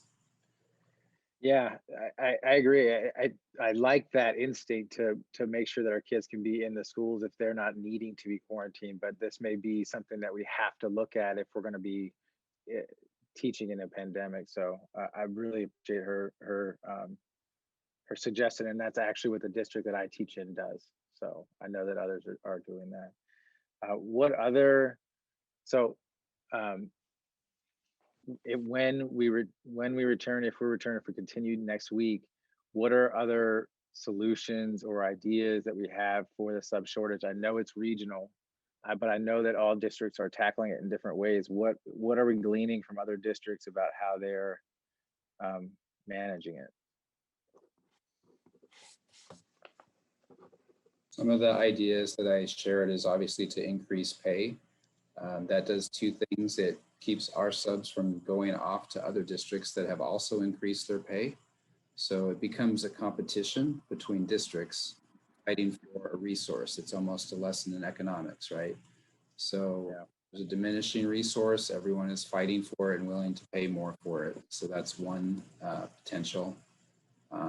We've also created what we call residential subs. So these are full-time subs that can be available. They're on call every day, 5 days a week to help fill in those needs. We are seeing, there's been some comments made, which I appreciate, that our schools are safe. So we do know that for the most part, when staff and students are on campus, we're not seeing transmission of COVID-19. So we do know for the most part, as long as we continue with our PPE and follow those protocols and safety practices, that does help make our schools a safe place. The problem is it's just so prevalent outside of the schools that our challenge has been staff getting sick and kids getting sick coming to school, and then it's a close contact, and we spiral into this challenge of close contact where we have to quarantine. And that's becoming my greatest concern in HR, is the projected path that I see is more and more outside people coming in sick, and then we have to quarantine and shut down. And that's where it's getting really difficult. And I only see that increasing. I can't see it slowing down right now just based on our community numbers. So that's probably the biggest reason and biggest concern in HR is it's not slowing down, it's accelerating almost exponentially. And we're already close to a breaking point where we just don't have enough resources to cover classrooms anymore adequately, which then goes into the next problem of, unsupervised kids at schools. And that's something we certainly don't want to have happen. Okay, so we definitely have a short-term problem with staffing, and we're gonna have to figure something out because the pandemic isn't going to be gone in January, and we do have Vaccines are on the horizon. But we're 1B, and that couldn't. I mean, I think it's worth talking about. That's going to be at the earliest the summertime. That's what I'm thinking. And if we know that the virus is not transmitting in the schools, then we've got to figure out how to set the schools up to be operational when we're in a pandemic mode. So I know that's it's beyond difficult task. And this current moment, the cases have gone up so sharply that we're seeing something that was hard to see coming. And so I recognize everybody, and I appreciate a staffing shortage sounds like a not as serious thing until you think about what happens when your administrators are in the classroom teaching and an emergency happens that they're supposed to be the ones responding to. Right. So from inside of a school, it is a serious thing to consider to have your administrators all in the classrooms responsible for 16 to 20 kids, it's a big deal. Okay, so why are we choosing not to close or go virtual by the most impacted schools? What do you mean by that? Has that been considered? So if we have quarantined classes, and are we seeing the sub shortage, the staffing shortage I mean, I know that there's some district wide, but is it acute in certain schools, or is it so spread out that it wouldn't make sense to close specific schools because of that? I guess that's what I'm asking. Yeah, it's another great question.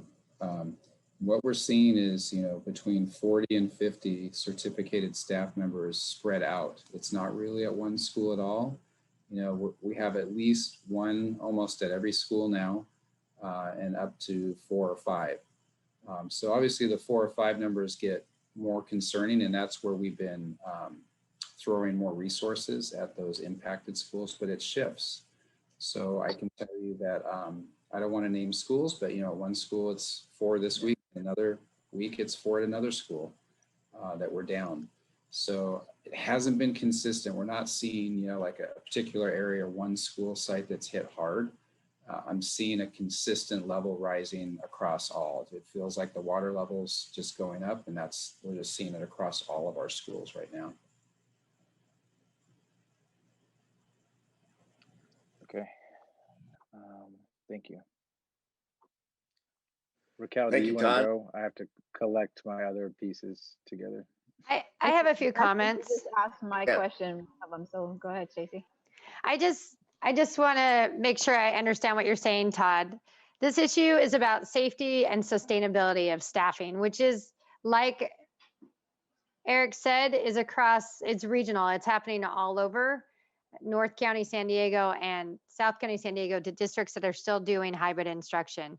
So this is impacting safety and supervision of the students on campus. Is that correct, Todd? That's correct. And the rates and the indicators are it's getting worse, and that's what's concerning. Okay. And then one thing you didn't mention is the wear and tear. I always look at staff morale, our employee morale, and the impact it has on burnout. I mean, if you're telling me that principals are doing 2 to 3 jobs where they're covering special ed teachers, covering classrooms, and then they have to do their job, which is communicate with parents and et cetera. I mean, we can't continue to do it at the rate that we're doing it right now. That's my concern. That is the concern, Stacy, in addition to our our elementary APs and elementary principals covering classes. We've had secondary APs and secondary principals cover classes, as well as district office coordinators, directors, and our associate superintendent. That's how deep into this we are. That's deep. And if the numbers go up, we're gonna, it's Board member. they are going up. So yeah, and we're only talking about 5 days, 4 days of in-person instruction, because Wednesdays are virtual. Right. Right. And I have no other way to say it, by the hair on our chinny chin, we're making it through today and tomorrow with all of those people that I mentioned. And we had very little confidence that we could make it into next week and cover the appropriate classes. The amount of time that we need. It's Eleanor Evans. It's been my experience, especially the week before the holiday, there is a even more increase in the decrease of number of subs available. And there's also an increase in the absentee of students. Parents take off for various vacations or family visits.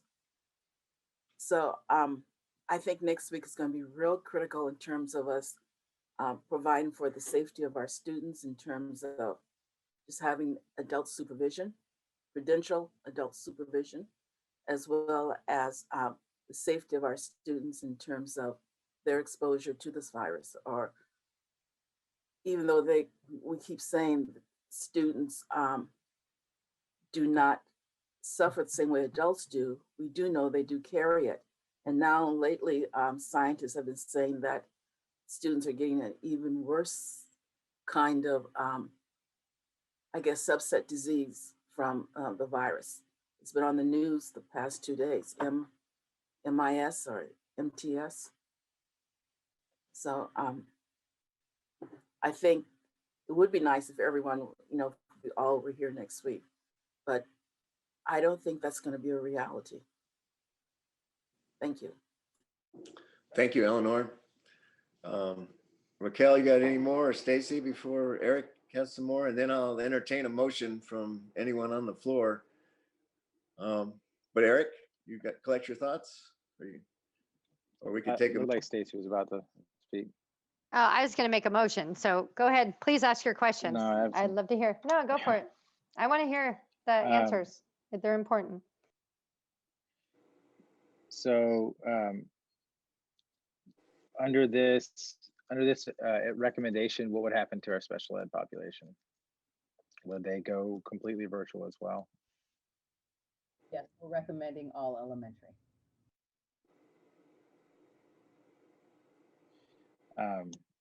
Have we received recommendation from the state to close because it's unsafe environments in our classrooms? No, I want to make it very clear. We're not closing and even recommending closing because of any safety issues at all. I appreciate the speakers that have clarified that they feel very safe in our schools with all of the safety precautions and layers that we've built into our schools. Those were very appreciated comments. I just want to reiterate that the biggest concern is being able to cover the classes with adults in the room with children. And again, this is the furthest thing from what I wanted to recommend to this board.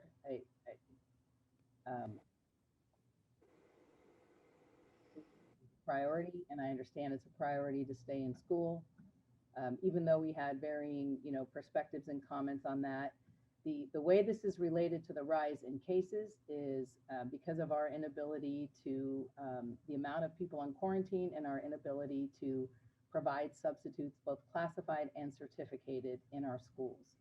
We had put an entire system together through the generosity, and I'll say generosity, of our secondary administrators and our district office administrators signed up, and I think gleefully, to substitute for classes. And we put it in as just a Band-Aid system. And it is our belief that that Band-Aid is not going to hold. And that is why, we're here right now. Because we can't even take one additional person being out of the classroom. So if we just had even one more, it would be a breaking point, and we would literally be turning kids away at the curb. And we did not want it to get to that situation. So certainly the recommendation, could be altered. It could be altered to, go to the distance learning situation until the new school year. All of our teachers taught, if I'm correct, would be out of quarantine at that point. So we'd have a full staff again. We could institute the idea of, if you go down for quarantine, you don't go down half cohort, you go down full class. So that would minimize the number of subs that we need as well. So this is the recommendation based on what we believe. Well, first of all, the situation we know we're in now for next week. And if I thought that there was any way that we could get through next week, we wouldn't be here right now. But to alter the recommendation to put us back into virtual for a week, come back in January, and start fresh with the idea. We're just taking the risk of not having the sub situation again, but I cannot predict how many weeks out that might be. It might happen, it might not. And if we do things a little bit differently with that approach, that might be very helpful. So that is a possibility. That is our recommendation, and to alter that would be very fine. Could we keep it open for our elementary, sorry, it says my internet's stable, I hope you can hear me. Could we keep it open for our elementary special educating teachers to entertain cohorts next week? the sub and coverage shortage wouldn't apply if they are able and willing to do so. So I'd like to make a motion that we suspend in-class learning and go virtual for the next week and plan a return to in-person learning 1 week after we are scheduled to return, so that we have a full understanding of case rate and positivity rate increases over the holiday. We have an extra long December break, so that gives us an extra week on other districts. And this also gives us a chance to let families that are traveling, even though please families don't travel, that families that are traveling over the December holiday break to safely re-enter our schools after the period of time has passed. So that's the motion that I'd like to make on the floor. That was really, you reiterate. So Eric, can you hear me? Mm-hmm. Okay. So did you make the motion that you would like to pivot to virtual now and return 1 week after break, which in looking, our break ends on January 8th. So kids would be returning January 11th. A week later, 18th is Martin Luther King Day. So January 19th would be the day, would be 1 week after we return to give us time to assess. That would also. So we would have 2 weeks of virtual learning, yeah, with cohorts for special ed. Okay, so the motion is on the floor is to pivot to virtual effective Monday and stay in virtual until January 19th. Eric, would you be up for the friendly amendment where at our board meeting, January 12th, we could make that decision? Because I'm really, honestly, I'm worried about that we're in that deep purple tier, our numbers going up after break. And that just, it really concerns me, not just for the sustainability piece. The parents that I spoke to today, when their child's teacher goes out on, goes out, it really puts a lot of stress on the kids because they're worried about their teacher. I mean, it's scary. I mean, it's a scary thing we're putting our elementary students through right now when their teacher goes out on quarantine, half the class is out. It's just scary. I would rather have us have a conversation and have the district bring us more information at our January board meeting about how we could do things differently to keep it sustainable and provide some more time to look at the data. I agree with that. Go ahead, Mick. Go ahead. I'm concerned too. This is a holiday. Within the cultures, this time of year is huge. And I know families are going to be traveling, back and forth. And I think we really need time to analyze, where we are in terms of our students and where we are in terms of the pandemic. So as a point, I think I would be supportive of us. I would be supportive of Dr. Beegan's friendly amendment. And I'll make that point. And for myself, I know, because we're in the community a lot, and I know myself, being out in the community and still talking to families within our community. I know for a lot of communities that I'm dealing with personally, and people that I've spoken to on the phone, especially the last few days, because we are on a 3-week break, a lot of our families are taking their children to other family members because they're having to work because they are essential workers. So then they're going to pick them up before they come back, or when they were due to come back. So they were going to pick them up. And then the concern was going to be that who is going to be exposed in whatever way with those family members. Because some of them and many of them were going to be bringing their children to people in Mexico or family members in Mexico and other areas of the country. So it's just my concern, like with Dr. Beegan, is that exposure is out there, and then bringing that back in. And if we're going already with the shortage of our subs, and we're going with the shortage of or just the concern of what's going on with our families, then in speaking with those families within our community, especially in the last couple of days, I already, you can see the gray. I already don't sleep because I worry, and I'm out there talking to different people. So the stress level is within our students because of now that cohort is out, or did that cohort, because that teacher was infected, like, you know, Dr. Began said, they're struggling, the students are struggling themselves. And so how much more are we going to put on them if we come back too soon, and then something major happens within a classroom, whether it be with a student or a student's family member, and then they're going to have to deal or process that as a group, as a cohort, because of what's going on. So I you know, as much as I appreciate, Eric, you know, where you're at and what you're saying, I have to also side with Dr. Began and where we're at right now with all of this, and where we're looking and dates wise as far as coming back.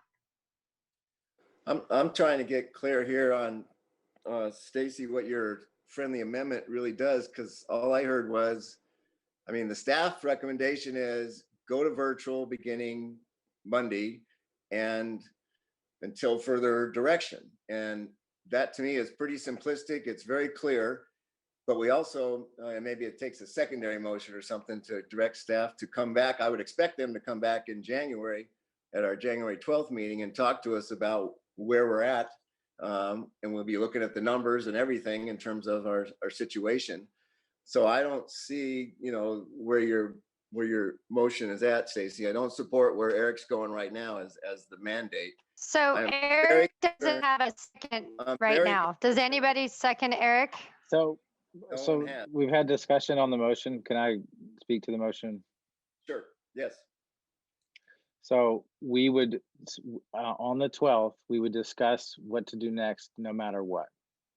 I'm setting a return date. The only thing that's different is that there's a set date for return date up until that meeting on the 12th.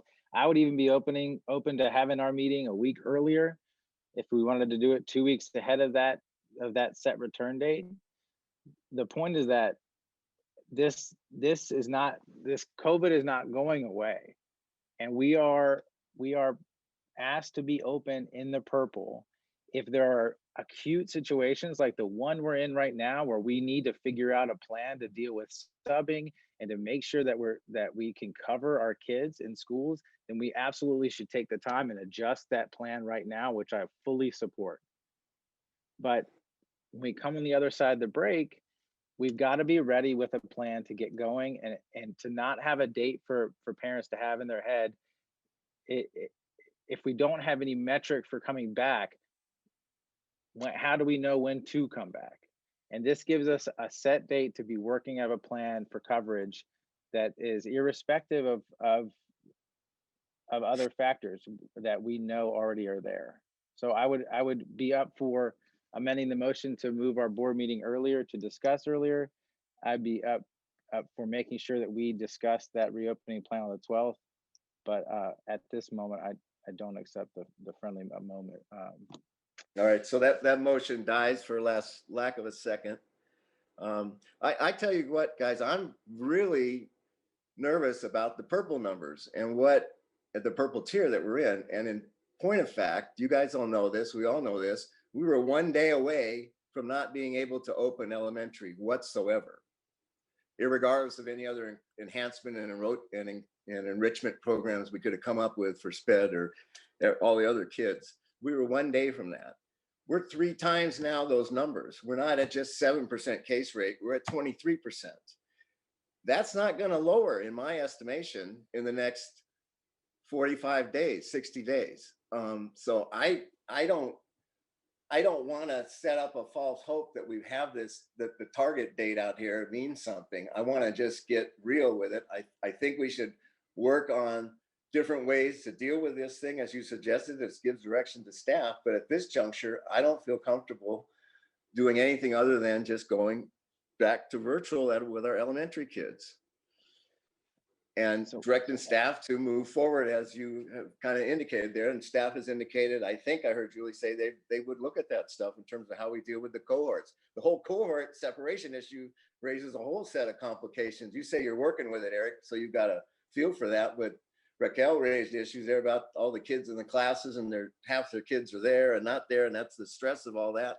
So that's pretty intense. So that I need to get my head around that whole issue. I don't have any metrics for that myself. So I'd like to just keep it at this moment. I don't think anybody loses any ground anywhere. So I'm just sitting with a staff recommendation from my perspective. So has anybody got the motion to that effect? I would like to make a motion that we accept the staff recommendation to pivot elementary to virtual learning on Monday, December 14th. We will reevaluate January 12th board meeting on when we should reopen and when it's safe and we have a sustainable. I will second that motion. All right, we got a motion and a second. Is there any need for further discussion or clarification? Yeah, I do have a clarifying question. Nothing was spoken about with special education students in that motion or within that realm. So does that mean it limits the ability of our teachers to hold cohorts, or it permits them to hold cohorts? I'll defer that to Julie. Julie was pretty clear that the all means all in the case. Okay, right. However, we were permitted to do cohorts before fully opening our schools. So that has never been limited, no matter what the numbers have been. So that is a technicality that would need to be clarified. So you could amend. Talking about closing. Sorry. When do you guys go? So talking about closing our schools to broad-based in-person instruction doesn't necessarily prevent cohorting, and that's a clarification that I think is important. Julie? I don't think we need a motion to do that, but Julie could correct me if I am wrong. I think we need to get away from the term of closing the schools. We're not closing the schools. We're going in a different direction. Pivoting to virtual. Yes. I think that's real important. Yep. And staff, and I trust that Julie and staff will carry on with, what the teachers are going to be. I presume half the teachers were teaching it from the classroom prior to this, so I would assume most would do that again, and so there'll be activity there. So, but however staff was working it out in the past on the special ed issue, they're free to negotiate and discuss that issue with staff, I would say. So do we need to make a motion separate for specifically for that, or does it even have to be a motion? Well, I think we're trying to wait for Julie to answer that part of it too, though. I don't think it really needs to be a motion because the motion itself is inclusive. I agree. All right. So now I need clarity. So, okay, here we go again. Now I need clarity that part of our staff can actually still cohort or do whatever they need to do to finish assessments and still work with our students so that they can finish doing what they need to do, and so that our students don't lose out on that part of their needs. Yeah, I'm getting the message that you folks are saying that because we're going to go virtual, then teaching and education is going to stop with special ed students. I don't see that. I see it continuing on. As a teacher of students with special education needs, I can tell you virtual learning is not an access point for many, many students with special needs. I understand that. I've had many years dealing with special ed students. I understand what you're saying, and I appreciate what you're saying. But I think we need to get the message across that we're not going to stop teaching those students. And that's what it sounds like. Suddenly we're not going to. I know we're not, in reality we're not, but go ahead. But the context of this is that cohorting was permitted before schools were permitted to open. So the technical nature of what cohorting is not an open for in-person learning. It's about permitted under the virtual learning model. That's what I'm trying to make sure that our teachers know. Okay, got it. Julie, will you speak to that? That is correct, Eric. So even if we pivot back to virtual learning, we can have small cohorts of special ed, EL, any group that we have teachers to teach in any kind of small group. Yes, we can have that. Yes, that is allowed. Perfect. Perfect. All right. Is everybody clear now on the motion and where we're going? I'm going to do a roll call. Want me to do a roll call? You want me to just do everybody says aye? I think let's just do, all right. Motion is to pivot to virtual beginning Monday with the caveats just noted, with no caveats really. All those in favor say aye. Aye. Aye. Aye. Aye. All those opposed? Motion carries 5-0. Thank you guys so much. I've been told we need a 5-minute break. We have one more item. Is this everybody okay with that, or do we want to try and ram through this one? 5 minutes would be great. 5 minutes. Okay. Or 10 minutes. 10 minutes. 10 I hear? minutes. 10 10 minutes. 5:15. Set the clock 5:15-ish. Yes. Thank you, guys.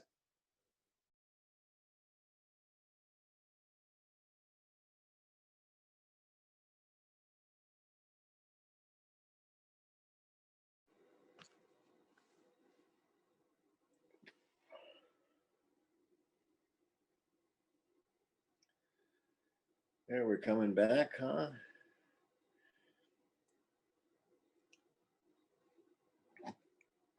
Whoa, what's going on with your screen there, Stace? You look like you're in a horror movie. Sorry about that. Just, it does that sometimes, huh?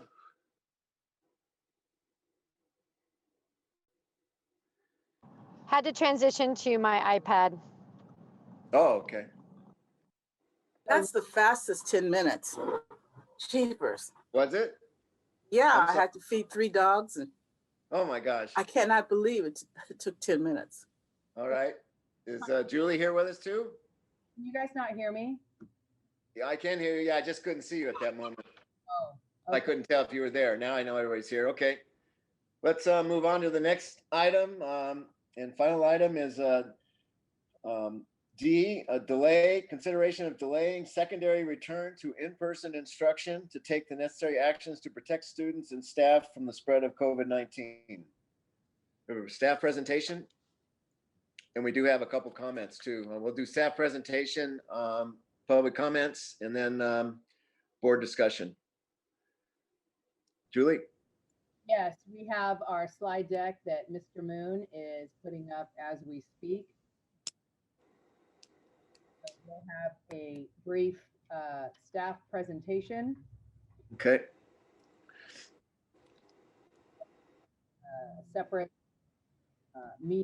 a separate situation from elementary. Right. Okay. Everybody.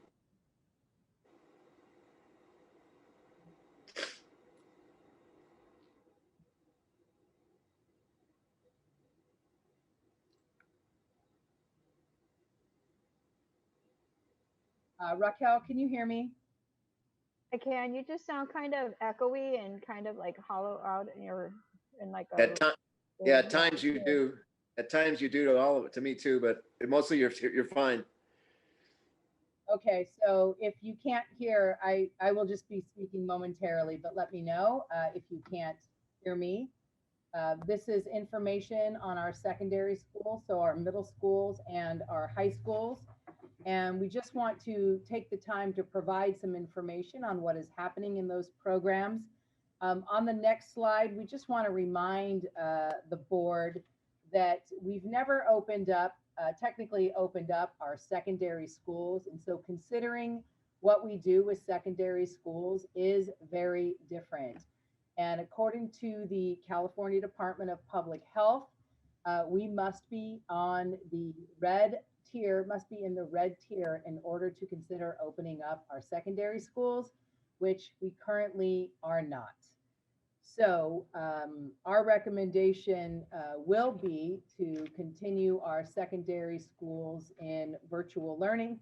We thought it was important to address that situation tonight since we were addressing elementary, as we know that our secondary families and staff will be wondering about that situation. So again, I want to say that our recommendation will be to continue secondary schools in virtual learning, and we'll reassess our secondary schools when we enter the red tier. Because once we reassess, we still have a 14-day lag time. Once we know that we're going to flip to red tier, we have a 14-day lag time, which Mercedes does a heck of a lot better of explaining than I do. So we just want to give you some updates on what's happening in secondary. So Mercedes is going to take over. She's going to give you some information on California Interscholastic Federation. So our sports programs and our secondary learning centers. Greg, you can go ahead and go to the next slide. She'll give you information on our secondary learning centers and then also supports that are happening at every secondary school. Some information that we gathered from a student survey that was sent out. And then again, we'll reiterate our recommendation. So Dr. Lovey. Thank you, Dr. Vitale. So to update the board, we have had more guidance from CIF. Which originally had said that we would be starting some return to play here in December. And based on local conditions and advice, they've been pushing that back and will be reevaluating in January based on new health metrics and guidance. The returning sports will be tiered and modified by the state of California Blueprint for a Safer Economy, understanding that certain sports like perhaps cross country or track, where it's individual and social distancing as possible, may be returning sooner rather than sports that are full contact and require much more close contact between participants. The protocols will be distributed and established in January, and then we are continuing with conditioning, which is under the guidance that we've had since August. Next slide, please. Our secondary learning center has been a great success. It is up and running at all of our secondary schools. We have 28 classrooms of cohorted students with 301 participants that receive a support from our partners to ensure that they can focus on their learning during school hours. Next slide, please. We also asked our secondary principals to really identify the ways that we are engaging students in their classrooms. We know that one of the things that we were most thoughtful about is that socialization piece.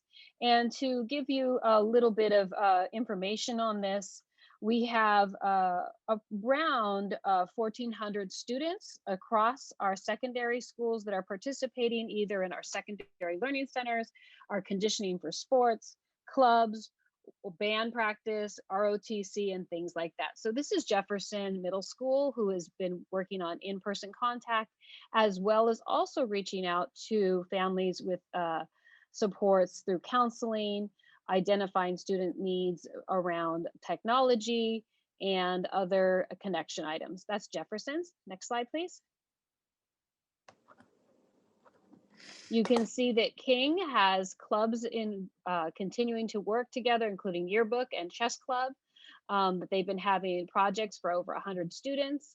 And we've also been very happy, and maybe you've seen some of our VAPA. So we've had virtual concerts that students have been participating in as well. Next slide, please.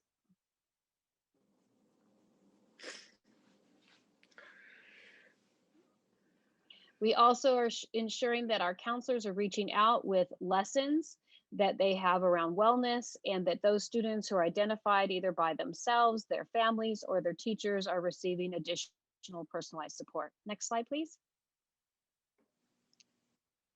In Lincoln, they have the Secondary Learning Center with 4 classrooms, 52 students, and additional students who are interested in this. We have 11 clubs that are meeting, and it really is an opportunity for students to connect. Next slide, please. At El Camino High School, we have 120 scholars in different clubs. We have 325 in ROTC and band. And additionally, we have credit recovery sessions of 6 weeks each to allow students to make up credits that they may need. Next slide, please. At Oceanside High School, they have 85 students with a goal of having 200 kids participate in the secondary learning centers.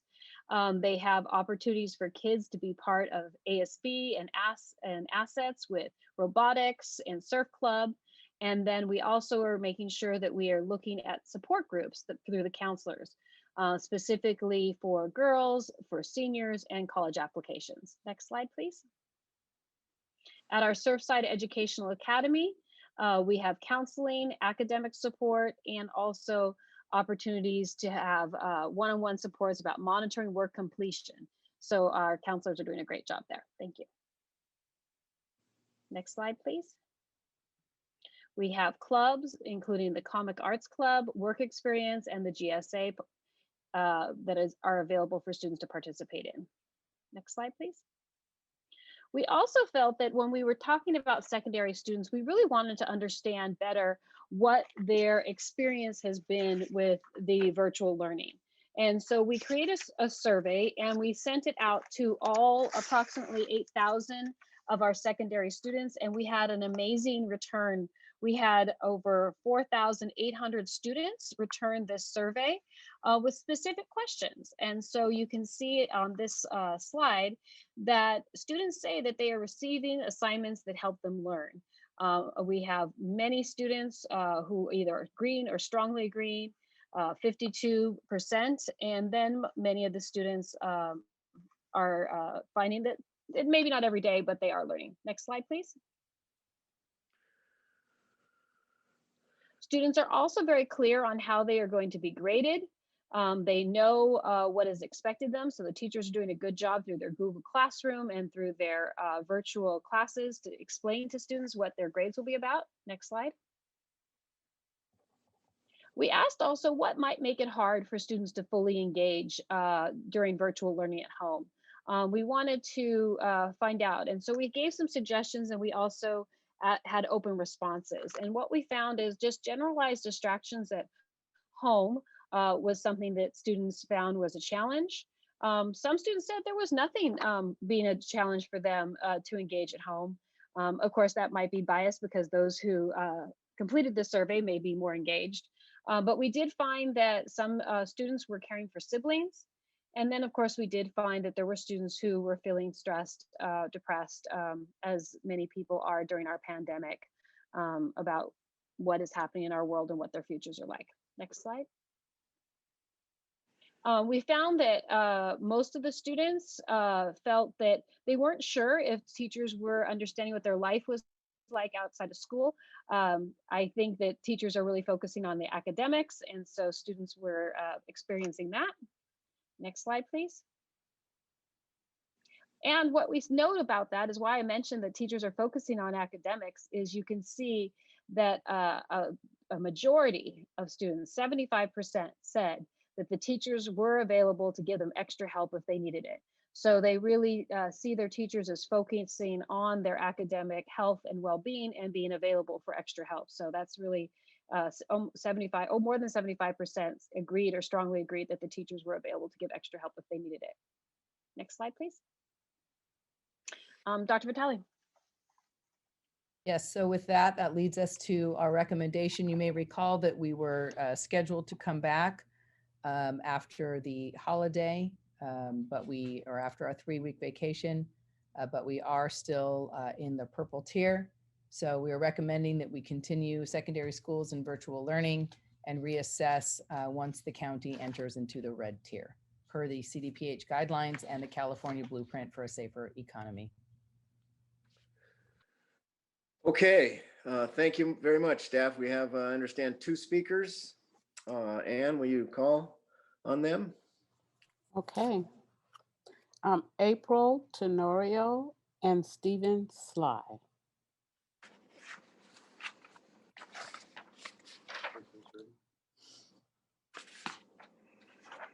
April, you can go after you unmute. Okay, can you hear me? Yes. Yes, we can, April.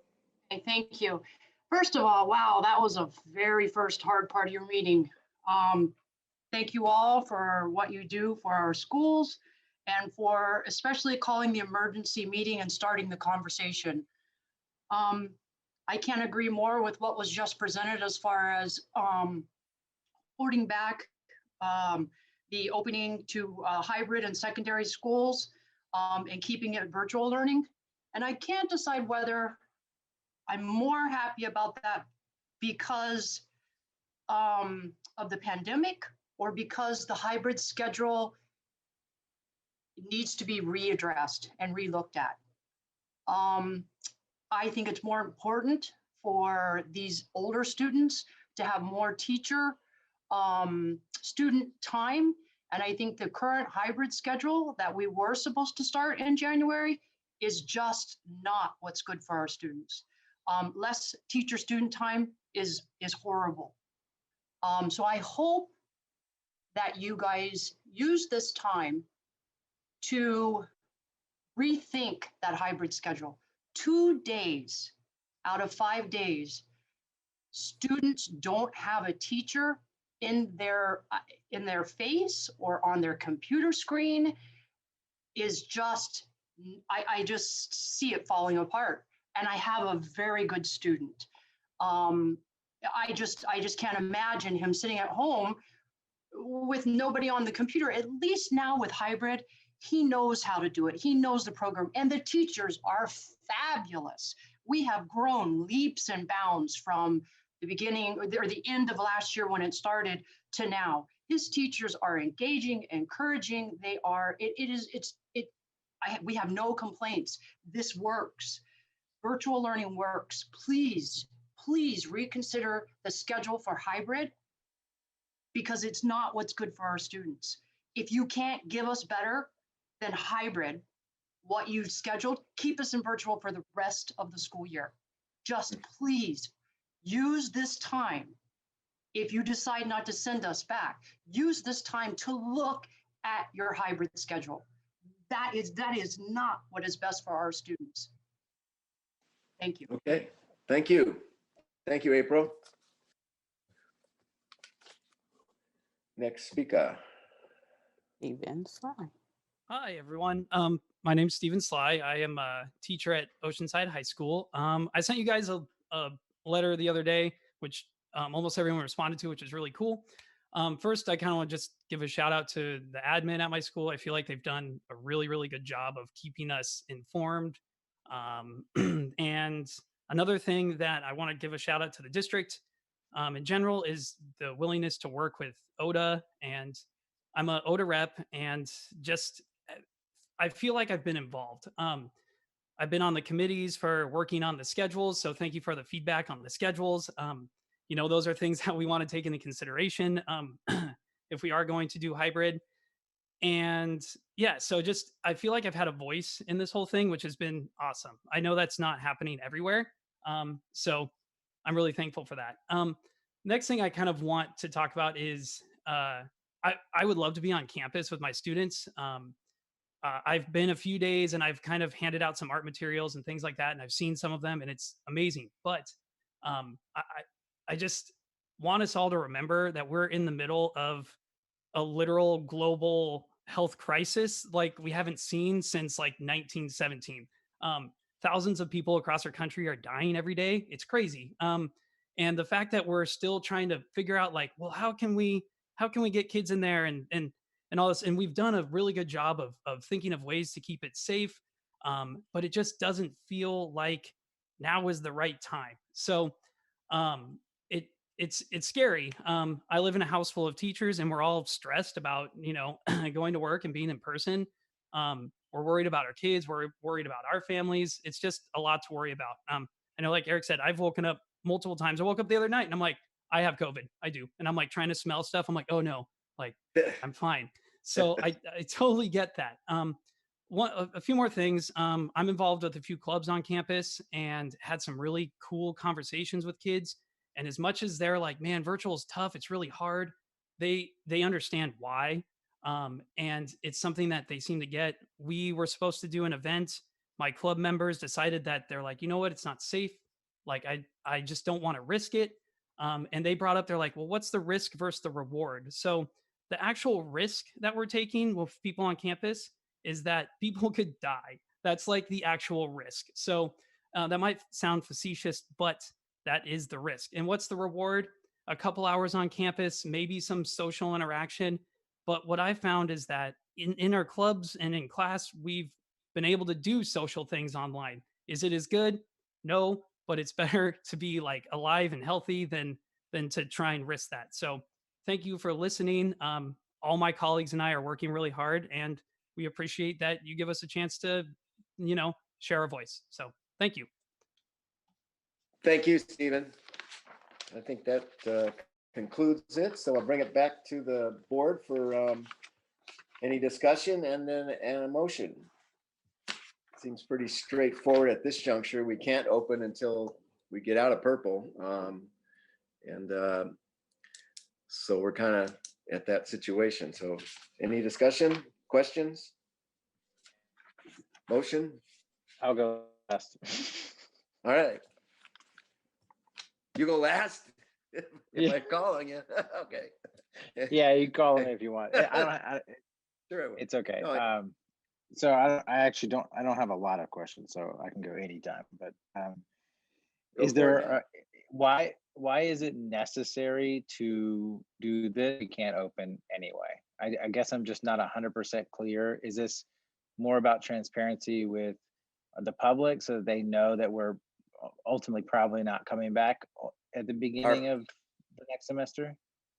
Yes, we were getting a lot of questions about that, Eric. And so we just wanted to take this opportunity to, we had officially taken action to open up. And so we wanted to take official action to delay it because when we made that decision, we were in the red tier. And so we just want to be clear with people that we cannot open and the reasons for that. And we've been getting a lot of secondary questions. And so we just wanted to alleviate some of those concerns that secondary, both families and students and staff were having. Okay, and that's been made, and that's a hard, fast rule by the county. We don't have that call. That's correct. And we double and triple checked because that has been something that has been interpreted differently. So we are trying not to interpret guidelines. We are trying to follow guidelines. So we talked to our connection at SDCOE, and he confirmed that the secondary learning centers that we have going on in our schools do not qualify us as open. And then, so under the recommendation, it says when we go to the red tier, we would reconsider. What does that look like? Mercedes would love to explain that. She's very good at explaining what that looks like and how we'd actually have a couple weeks to notify both students and staff of that situation. So Mercedes? Thank you, Dr. Vitale. So as we look at the tiers, in order to go into the red tier from the purple tier, you actually have to score red 3 times.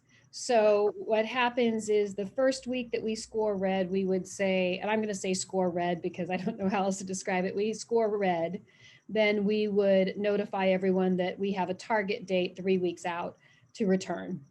And then what we would say, okay, the second week, okay, we're still on the same positive trajectory, that we're still holding solid with the case rates being low enough. And all of those triggers that we looked at earlier in the presentation are where the health professionals and the public health professionals have indicated. And then by the third week, we'd be ready to go. So that honors our MOU with our collective bargaining groups for 10 days notice, but allows us to pivot quite quickly. We would just know by those 3 days that we would be able to do that. Perfect. And so we could continue doing the centers that we have open right now. And I saw that some of the sites had goals for students that they wanted to continue to grow some of those secondary learning centers. So they're working on that. And then are we, do we have our working groups reviewing hybrid schedules? I know there is a task force in the assembly right now that's working on putting out basically the best in class is what they're calling it, for lack of a term. Best in class schedules that they're putting out statewide that are really model schedules? Are we continuing to work on that? Yes, we're going to continue to look at our schedules. We want to make sure that throughout this, we have been looking at two things, right? We've been looking at the educational and health outcomes.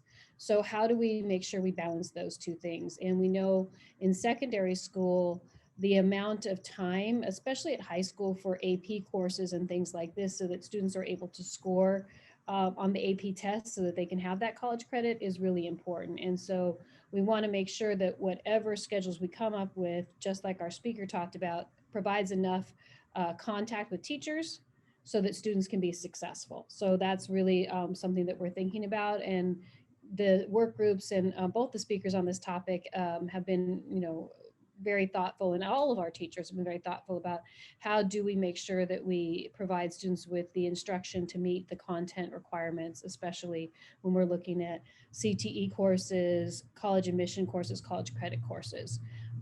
So that's really exciting. And I know we're working on even more collaboration with our community colleges to help, again, boost students. So that's continuing to be an interest led by Dr. Lawrence and our high school principals. Wonderful.